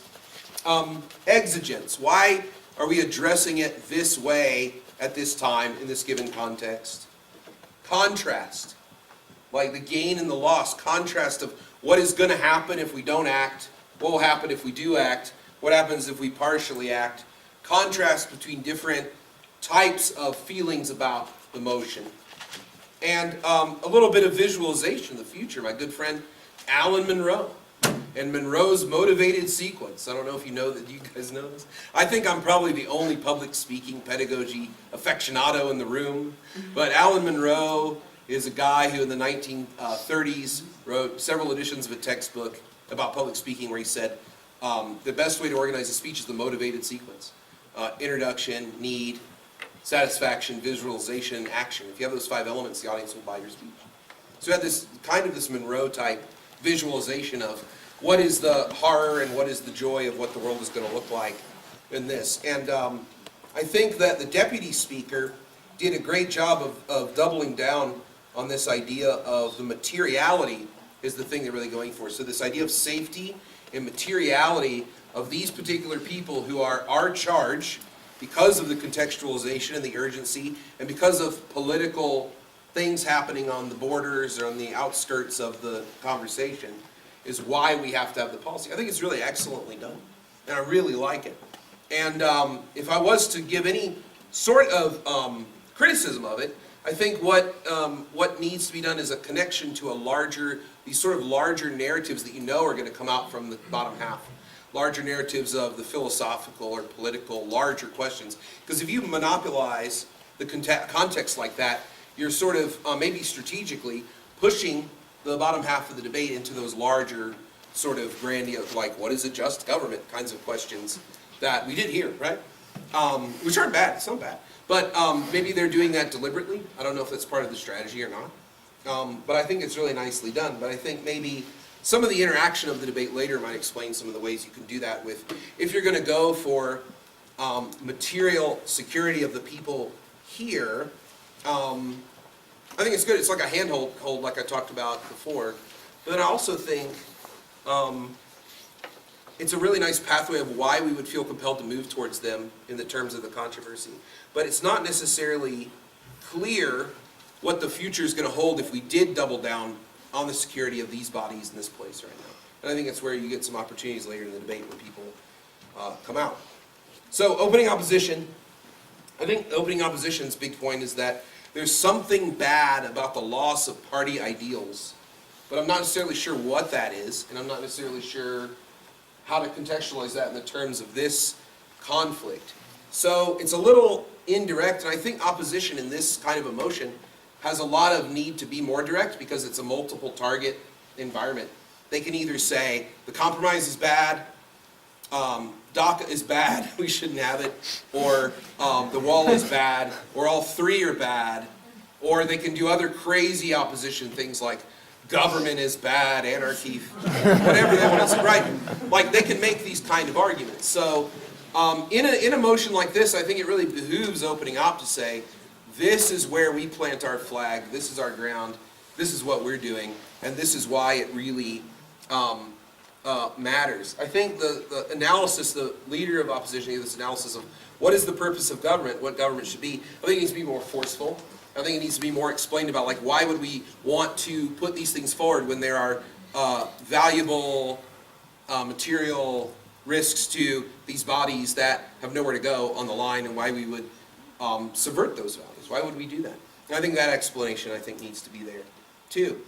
I think the deputy speech is a little quick, but we get this articulation of our ideals are going to be sacrificed. But I'd like to know what kind of world this is where ideals are sacrificed. It doesn't sound too bad to me, because I might get something out of it. Or why would that be bad in the terms of a party doing it? What is it lost to the party? What is it lost to your system? How it goes? That needs to be, I think, articulated a little bit better. The cost of the wall is a sort of impact. Like, we can't revisit the wall. We can't revisit the wall because it's too expensive and big. That's an impact. But I think it needs to be contextualized in the term of, like, how that is going to hurt, even if we do happen to save all these people, how it's going to hurt. So, I mean, we don't know what's going to happen later. So at this point in the debate, I'm sort of thinking, well, this is quite a more compelling tale than this, even though there's elements of this that I think are quite good. I'm not as moved by them. I'm not as hooked by that as I am by this, because it has filled me with this idea of urgency and also this exciting sort of kairotic opportunity. Like, look what's fallen out of the heavens, a weakness in Trump, and we can really capitalize on that. But, you know, they don't take it far enough to, like, what that means for future policy, so that'll come back in a little bit. So that's kind of the top half. The bottom half of the debate, I think, is lots of really cool things are happening, and I think both teams have a real opportunity to kind of capitalize on what they did if they interact a little bit more with each other, and also with what's coming down from the top half, because you have a frame dripping down from the top half of there's something wrong about giving up your ideals even if you get a material political success in the short term, and there's something really brilliantly good about acting in this way at this time under these conditions and these circumstances for these people. I mean, it's as specific as you get, like, you know, Burkean circumference. We're going way down into the little circle here, which is brilliant. It's like this little, and that becomes your whole world, and you're like, yes, yes. And so to beat them, what you have to do is rhetorically fight that circle back out, blow it back out to see this larger picture. I think this opposing opposition is trying to do and doing a pretty good job of it. And I think they're trying to sort of trump it by doing the thing I talked about earlier. They might be pigeonholing it. Maybe they know something about them and their weaknesses, and they're like, haha, we'll make them, they know so much about this, we'll capture all the material political ground, and then they'll have to talk about, you know, Mr. Speaker, what is a just government? And the judges are like, oh, God. I should have had another cup of coffee with my Domino's slice at lunch so I could get through this speech. But anyway, it's good. So from closing government, what do we get? The idea that the government must keep promises, and then the whip really doubles down on this idea of trust. I wish there was a little bit more consistency about how those things work together. I want to hear a little bit more about how that works together and why that's the model of politics. This is a model of politics based purely on, like, the demos. Right, like the demos is front and center. And so all structural capitulations of government are for and by and of the people. Not in an idealistic sense, but you actually do need trust in order to make the thing function. And if you lose that, then the currency loses its complete value. Like, if we all realize that dollars are just like, you know, paper that, you know, Janet Yellen says and means this and that, we'd be in real trouble. Right? Really bad trouble. And this is the kind of faith, I guess, kind of argument that we're making. So I would like to see a structure from the member, the extension speech, about so what are the instead of going from the big to the small, it's like, here are some stories where governments and people made these kind of compromises. Which ones worked and which ones didn't? It was the ones where promises were kept even in the face of this or that long-term harm. Because I think that the government's winning this sort of short-term harm argument. So they would, I think, need to make the story a little bit more like that. It would be better. I think it would be a bit better. And I'd like to hear more about this Malaysia example. It's a shame it comes down at the end, because it could be something that could be a longer, something that you capture. Because everybody's sort of engaging in a performance, say, look, we're the masters of the meaning you got out of this, whatever this is, debate, performance, text, whatever you want to call it. We're the masters of meaning. We had our hand on the rudder the whole time. And that's the illusion one wants to create rhetorically, I think, to win a debate.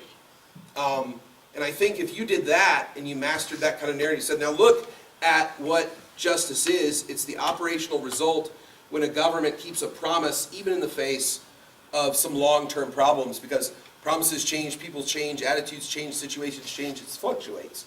So this looks really bad to us now because we can't see the future. But let's look to history to be our guide, and then you can, I think you have the power to generate those kind of examples.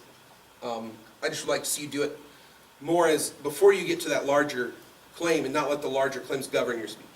And then the whip, I thought, was an excellent, excellent speech. Really great stuff in there, like the little moments like, compassion can cross borders, but U.S. law cannot. Yeah.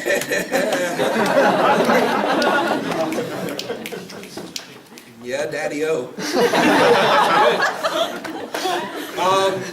I like it. I mean, it sounds like I'm making fun of you, but I like this kind of speaking. I like all the metonymy and synecdoche, like the occupant of 1600 Pennsylvania Avenue. These are all rhetorical tropes, right? These are all the ancient tropes, and if we lived in medieval or Renaissance times, this would be the entire subject of what we'd be studying here this weekend, wouldn't it?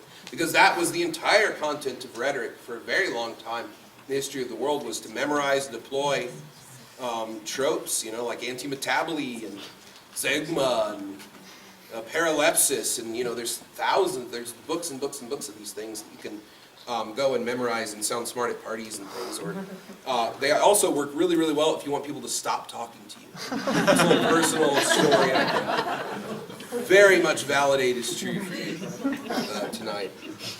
But the whip, I think, is that we get this 30 or 40,000 foot view, but we never really zoom in, I think, close enough on certain things to really see why it is that you are winning some of these things. So, for example, when you talk about can we transcend or break, what was that cool phrase? Something of ideology, break? Can we cross the border of ideology? Can we cross the border of ideology? How could I forget that?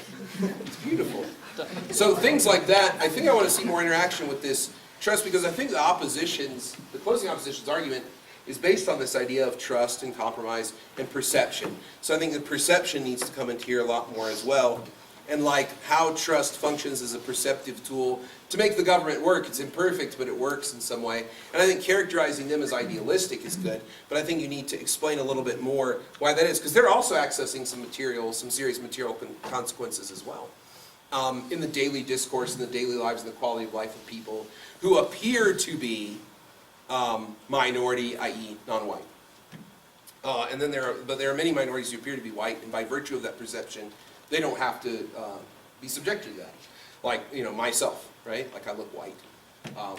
And my grandfather immigrated from Cuba, right? So, but I don't have to deal with any of that. My dad is very dark, right? He has to deal with that, right? So, just one of those things. So, this is the kind of complex interaction, I think, that we want to hear a little bit more from the back half. So, one last thing for the whip, I think. Yeah, it was really, really well organized, but I want to hear more particular sorts of rhetorical examples of the debate that show this, that a just government keeps its promises, and the result of that is trust, and that's the only way the government can function to offer the material safety that I think the entire bench now is characterized as defending. That's the way I'm seeing it, right? So, closing opposition. This is really cool, powerful stuff. I like it. I think we had sort of had this kind of like Walter Fisher narrative clinic going on between the opening government and the closing op. It's two different really kind of powerful narratives, and I think it's really good. Like the member of opposition really went all in on this kind of one argument thing, which I told you I liked. I don't know if you heard me out there or not, but I really like this kind of thing, this one argument thing, where it's like, here's what otherization is, here's how it works. But otherization, I think, to make it a little more complex maybe, we can think of otherization as having the way I think about otherization is having three functions, or three ways that otherization functions. There's structural otherization, right? Laws against women going out in public without a certain kind of covering or something like that. Or if it's after a certain time, if you're non-white, you can't do this. So like structural, legal kind of otherization. And then there's the other as a construct or a subject, like otherization, you are the not me, you are not like me, you can't be like me. So it's a construction of what they want, what are their motives, what's their agenda, that kind of otherization, which happens in political discourse quite a bit, as a kind of strategic essentialism, to make a claim, make it stick so you can move on to what the compromise or what the agreement ought to be. And it happens with dizzying frequency, almost to the point where we don't have any space to be critical about it. And that happens on university campuses all the time, right? I go to these meetings, right? So, well, the millennials want. It's like a strategic essentialism to get the kind of policy we want, but it does a lot of harm. And then there's the other, this is my favorite one because it's the psychoanalytic understanding.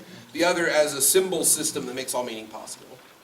So we give part of our ability to feel pure pleasure away so that we can communicate our desires and needs for a partial pleasure today. And this is also kind of like a weird summary statement of how the debate kind of went down. It's like, do we want to give away that larger ability to maybe imagine or pursue a non-racist United States or a United States that otherizes a lot less? And do we want to make that sacrifice and make that cut and possibly lose these people? Or do we want to give away that promise of that kind of pleasure to save what we know is right in front of us or get some benefit there? So it becomes this incredibly deep frame for me. Now this is like obviously not new criticism, right? I'm bringing all this in myself, right? This is all stuff that's maybe this is reader response in a way. I think a good thing for debaters too is go get a little cheap. I was just at a nice bookstore in downtown Helena. They had lots of books like this. A little cheap reader of like literary theory today. And it'll be like the different little schools and just do that. Because that'll help you approach different handholds or ways to have judges kind of vote for you. Because in the end, all you're doing is evaluating a text when you judge and what that text means and its value from its meaning. And then you're responsible for how you got to that meaning. And so you can help coach the judge along to make the decision you want, I think, with that. So this is really great. This division that member of opposition does, that Hugh John does, is really cool about how the DACA is bad and the wall is bad, and the compromise isn't an either or. It's something that we can reject because both of these policies are bad because of this thing. But what's really missing here is, I think, a deeper analysis of perception, that when you do things like the wall or when you do particular kinds of acts that are perceived by people in different ways, then everyone who is coded or read as an other receives a kind of cultural discipline or a cultural violence or linguistic violence against them. And that creates this sort of really terrible sort of world. So even if you did get that kind of safety for those people, you automatically, this is an argument I think I should have made against the opening gov to kind of hedge back what they're doing. You get a world where now everyone who is coded that way, rhetorically or visually or however, now is villainized. And now they also suffer the kind of discrimination that those who are the dreamers or the immigrants would. It further deepens it like that. So I think that analysis, I think, would help quite a bit. But really powerful stuff. I really enjoyed it. I thought it was very persuasive to me. And I think that maybe more about, a little bit more about the Latinx identity or category or what that encompasses might help as well. Because that's also sort of a perception thing as well. It's like when you do this kind of strategic essentialism, you're really playing with fire. And so you really do have to be careful about how these things happen and what their genealogy is of those namings and those kind of divisions. So the opposition whip. This is like the opposite of, I mean, I guess non-ironically, because it's the opposition whip, it's the opposite of the government whip, which is like, it's really, really, really, you know, treetop flyer, Stephen Stills kind of. Like if this is 30,000 feet, this is like, you know, border running. You know, you've played GTA 5, you know? Trevor flying the plane really low to get the drugs to this really close flying. And I think Anna Maria needs to bring us up a bit to give us a better view of the terrain. Because although she's pretty good at responding to all the things that are really important, I think the big issue I'm left with the debate is how do I resolve a dire material reality that looks like it's going to end in violence versus the rhetorical constitution of identity, which seems like that's the root of violence. How do I resolve these things? It's very easy for her to say, well, it's a false dichotomy. Because like we only get these things through rhetorical constitution. It's a completely false dichotomy. So material risk is always rhetorically constituted and made persuasive and engaging by that kind of activity, which they did a really good job of doing. And I think that's the one thing I think is sort of missing to kind of tip it for me. Like what's lost in the compromise? What's lost? The chance for this kind of ideal, both policies, what's lost? I'm kind of left hanging there in the same way the government whip leaves me a little hanging about this question of like, what does trust look like and why is it so valuable to this just government? How's promise keeping provide that. The things I think I'm most certain about is the Prime Minister's speech and the member of opposition speech I thought were really great. They almost seemed to sort of directly clash as tectonic worldviews. And so that's kind of where I'm left. That was my read, but I'd like to hear what you guys thought, or if you wanted to add any questions, or to me, or to anybody, or whatever. I mean, basically, it's kind of open. So, Where'd you get those glasses? these glasses, these are my super cool sunglasses. Oh, he loves That are my, I love she's them. rolling her You and I are eyes. in agreement. Great. These are my Snapchat glasses. They are a Snapchat camera, which I will demonstrate for you now. So you're now on my Snapchat. So, yeah, the victims. I did not see that. So if you would like to, When did you sign a waiver? yeah, well, I won't tag you or anything, but if you'd like to see that, I'm going to turn on my ad nearby, and you can just go to town. Oh, that's what I'm doing.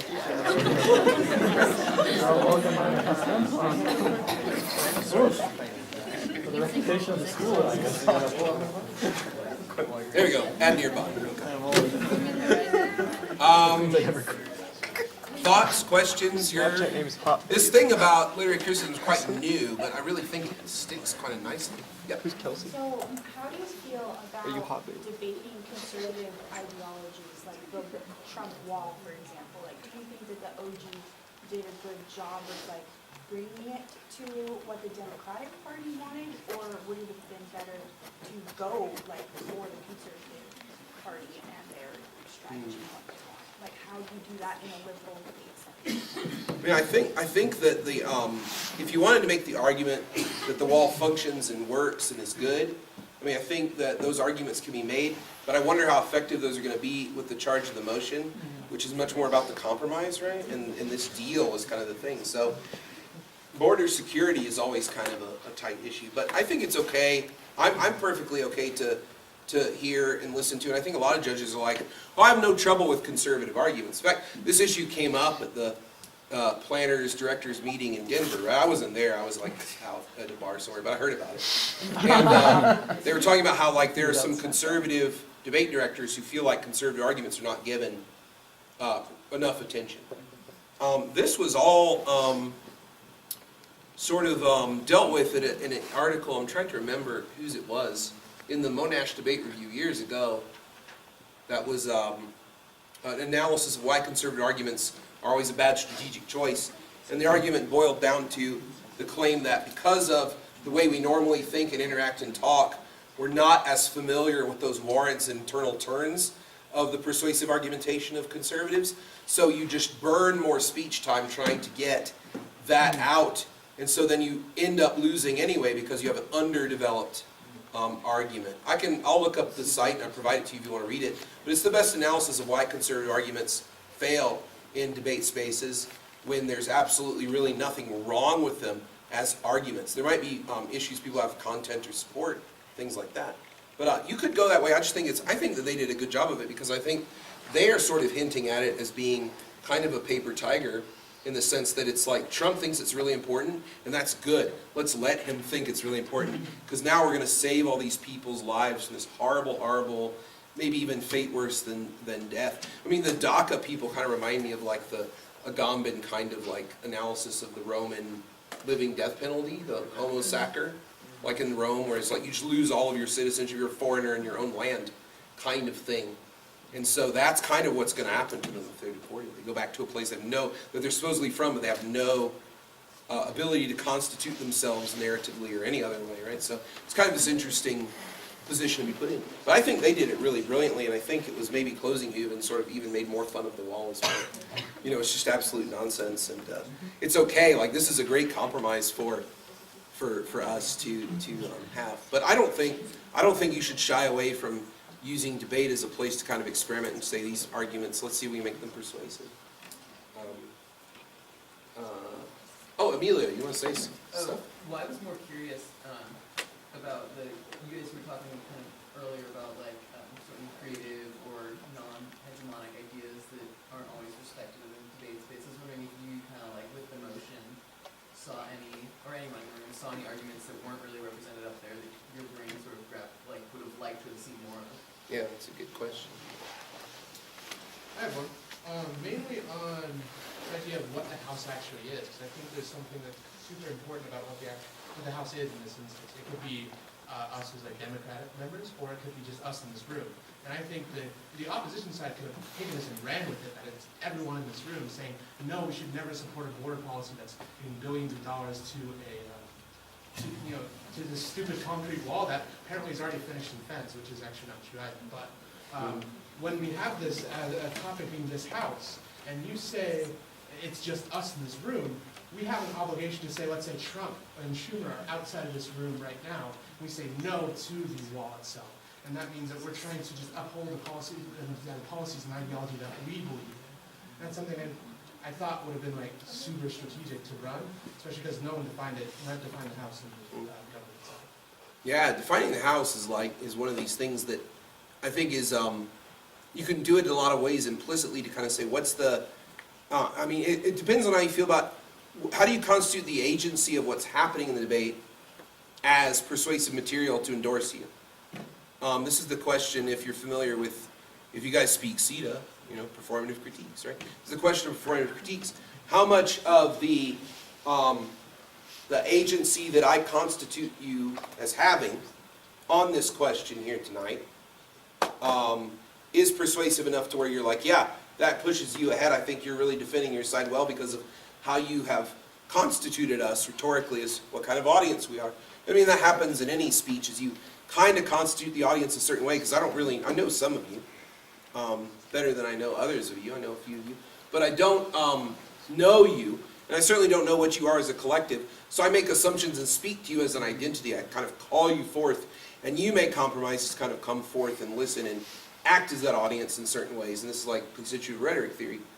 The House saying, I don't know if I would do it so explicitly, but I would maybe make calls sort of like what you, John, was doing near the end, where he's saying, minorities have taken this kind of, we'll get to you later bit for so long that there's a real anger about it, and trying to communicate that to you in the room is kind of interrogating, like, what is your positionality as a person here tonight towards your government about this kind of games playing on policy. I think that's I like that kind of argument. I think it's really insightful, but I think I would stay away, because it's such a ridiculous political hot button is this question of constituting the House. I always teach, when I teach novices, I'm like, no, don't define the House. Just talk to us about your ideas. Don't worry about that. Because there's this concern, I guess, of old NPDA stuff Brent might remember, where sometimes people would win a debate because they'd be like, we're the Communist Party of China, or we're the night before the Easter Rebellion in Ireland, and we're ready to go and kick the British out, and da-da. And you'd usually be like, oh, and you like had to play along. It was kind of weird. And then APTA still regularly on the East Coast, APTA still regularly encourages time, place shifting, and constituting worlds that, like, in a world where gravity doesn't exist, this House would da-da. This is a regular kind of counterfactual practice they do. And I think there's a lot of people in BP for personal and political and pedagogical reasons don't want to see you get anywhere close to that, and will punish you severely when you do. So just be very careful about that. But I think the idea of saying, who are we here tonight? What is this about? Especially when you're in a room with more people, like a quarterfinal or semifinal or something that's really powerful. Because there's an actual palpable kind of energy that I think can influence the decision, right? Like, this is a speech is a physical act. Like, how are you hearing me if it's not? I'm touching you right now with the vibrations I make from my vocal cords hitting your body, and you can feel it. Yeah, there you go, right there. It's exactly like that. And this is a physical, intimate, personal act. It just doesn't look like it. So there's emotions and feelings and energies that you can feel that come out in that. And I think it's powerful to access that kind of stuff. Like, there's more than just like logical consent to an argument to win a debate. You can they can be like, wow, that was really cool. I mean, most judges want that. They just can't articulate that they want that. They'd be like, I only vote for this and da-da-da, and then I'll be in rounds with them, and they'll be like, wow, that was awesome. And I'm like, that violates all your like little judgment rules. And I'm like, oh, this is awesome. Let's give them a 1. I'm like, fine by me. I'm just trying to keep you consistent, bro. All right, so any Anybody else want to say anything at all is totally fine. I mean, I don't. We accept criticism. Yeah. I mean, whatever your thoughts are. Cool. So, I mean, I only saw the back half, obviously, but the way I kind of felt the debate going was that we have these two really strong cases on each side. Like, I understand here how this affects DACA recipients in a material way, and I understand here how it affects them in a psychological way, but I'm not really sure quite how to weigh those two things. So I was thinking maybe if the whips would have focused more on drawing contrast between those two options, that I might have had a clearer idea of which side I prefer over the other. Yeah, very good. I like contrast. It's a powerful term for use in BP, I think. Also, another one that Jack reminded me of is like creating static. I think one of the overall critiques of the debate is there was not enough attempts to create static in the reception of, I mean, I'm like dating myself, but my first TV had these rabbit ears, and you had to move them around, and sometimes you get a picture that was fuzzy, but you can still watch it. It was great. But now, I mean, it just goes no signal. Like, you don't even get the halfway. Like, I would like to watch a bricked TV signal sometimes. If I can't get the channel, because I don't want all or nothing. But the static, so they're trying to transmit to the audience an incredibly clear HD picture of what they're calling reality, what they want you to believe is reality, but is really a rhetorical construction that behooves them to get you to vote for their side. So your job is to create static in that transmission, interrupt the transmission, hijack the signal, hack the signal, whatever it is that you might consider to be your role in that metaphor.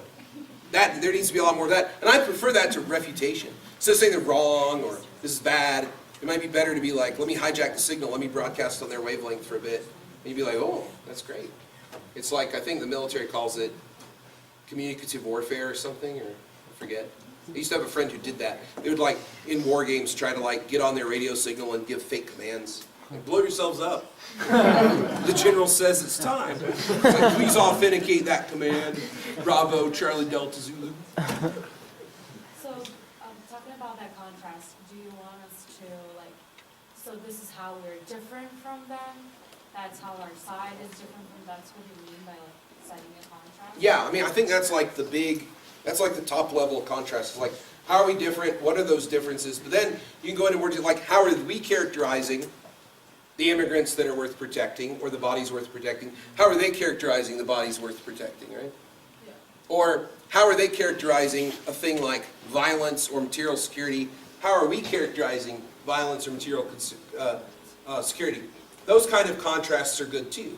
Think of it's like playing with pictures on your computer, and you play with the contrast. You're like, no, go back, because you want certain things to pop and other things to not pop. So you can use this as a tool to generate argumentation across the board. It's not necessarily like, how are we different? The debate kind of like, I think, commands that in a way. But like, how is our articulation of trust or government policy, how is our articulation of material safety different than that? So this is like what I mean by static. Because as a tool, it makes you interact in ways that you might not have considered if you think about that as the way that you want to engage the debate instead of, oh, they're wrong. Be like, actually, I really like what they were saying about materiality. Let's talk about the materiality for everyone coded non-white as they try to shop today, right? And in this climate, you know, and think about, do we really have a choice about where we're geographically located? Some of us who have privilege do. I get to travel all the time. I have absolute privilege of like geographic location. I can pretty much be where I'd like to be at any time. But I'm an incredibly privileged person. A lot of these people, it's like, well, if you don't like the climate there, move. Well, if you don't like the hurricane coming, move. Well, even in that situation, I can't really move, right? So that's the reality for a lot of people. So that's what I mean by contrast. It's a tool to help you generate things to say that aren't just like, you know, they're wrong. I'm going to repeat my principle now. And then I'm going to hope for the best. So going off that point on contrast, I feel like the emotional core of each side was, you're going to have to help me with the titles here. Second speaker for government. That's good enough. Yeah. Just get the idea, you can count. And then third speaker for opposition. So, because I feel like the second speaker was talking about how we have a moral obligation to the dreamers, that's the number one priority. And then here, third speaker said, no, actually we have a moral obligation not to set up the wall because we're going to harm the people who are not dreamers. And those are both really good arguments, but I wanted to see more contrast between those two. Why is one moral obligation greater than the other? Right, and a lot of times judges will talk about this in terms of clash. Yeah. And worse judges will talk about it in terms of organization. They're like, well, if you were more organized, you would have won that point. But what are they asking for? They're always asking you for handholds. I want to find my way out of the maze. Or they're asking the GPS to reroute. You're the GPS for the judge to get to the destination. So reroute, they're asking for better directions, better turn-by-turn directions. That's what they're asking for. So like, worse judges will say, you need to be more organized. Better judges will say, I think you need to clash more. What do these terms mean? These are just buzzwords in debate that make us feel good because they're comfortable. That's it. But you have to be a good kind of interpreter of your audience. Like, you know, it's got to be really hard to be a comedian. Oh, that was funny, that was not funny. That doesn't really give you a lot to go on. You have to develop a way of reading. There's probably about 500 ways somebody could say it's not funny. I don't study that, so that's not my thing I map, right? I just study argumentation and rhetoric, so I'm pretty good at mapping. Like, I'm really, really good at mapping, like, the various vicissitudes in which students get bored and how they communicate boredom. Because I'm in front of students a lot. So this is something I'm like, well, how can I, and what are the ways I can provide contrast or handholds or ways to get them to grasp that I think that this is important. But more importantly, it's important for them to listen to me and understand what's going on, right? So, yeah, I like this idea of emotional core, too. The emotional core of our argument is, like, that's kind of a cool thing. Maybe you should try that out. People They say, this is our argument, this is the emotional core of what we're bringing to you today. People will be like, wait, I thought this was a debate term. It's got real serious. Yeah. If you vote with your heart, that often wins over voting. Yeah, it's another false dichotomy. So. Just remember, compassion can cross borders where U.S. law cannot. International law is the supreme love, is what we learned. Good point, Emilio. Other thoughts? Yeah. So, one thing that on side opposition that probably, for me, I'm coming in as an observer. For me, that would have probably been more, probably would have convinced me more of their argument, is they were making arguments such as, we've been compromising all the time, or this is going to cause violence. I would have liked to have heard more examples from the past of those things actually happening in order to actually be convinced of that argument. Yeah, I think so. You know, like examples are probably, you know, in our society we're kind of poor on questions of proof, like pistis, right? This ancient Greek word Aristotle talks a lot about. But we talk about in terms of evidence. Do you have evidence or not? It's like this very cut and dried thing because we're obsessed with legal reasoning as the way forward. Legal and scientific reasoning is going to solve all our problems. No, but the richness of proof needs to be kind of rediscovered in debate. It's something like, how many ways can I prove something? You know, example, narrative, information, stats, compelling emotional appeals, all these things. So yeah, more examples is really always good. But support is what I would think of. How can I support this as being the reasonable thing to do or to believe? Mostly to do. Most of our emotions are policy these days, yes. It's rare to find something forensic or epideictic. Another concern for another day. Yeah. Anything else? Or are we fini?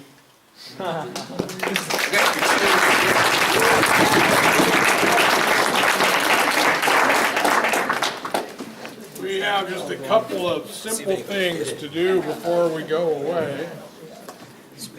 Get ready for the night. Oh my God, that's awesome.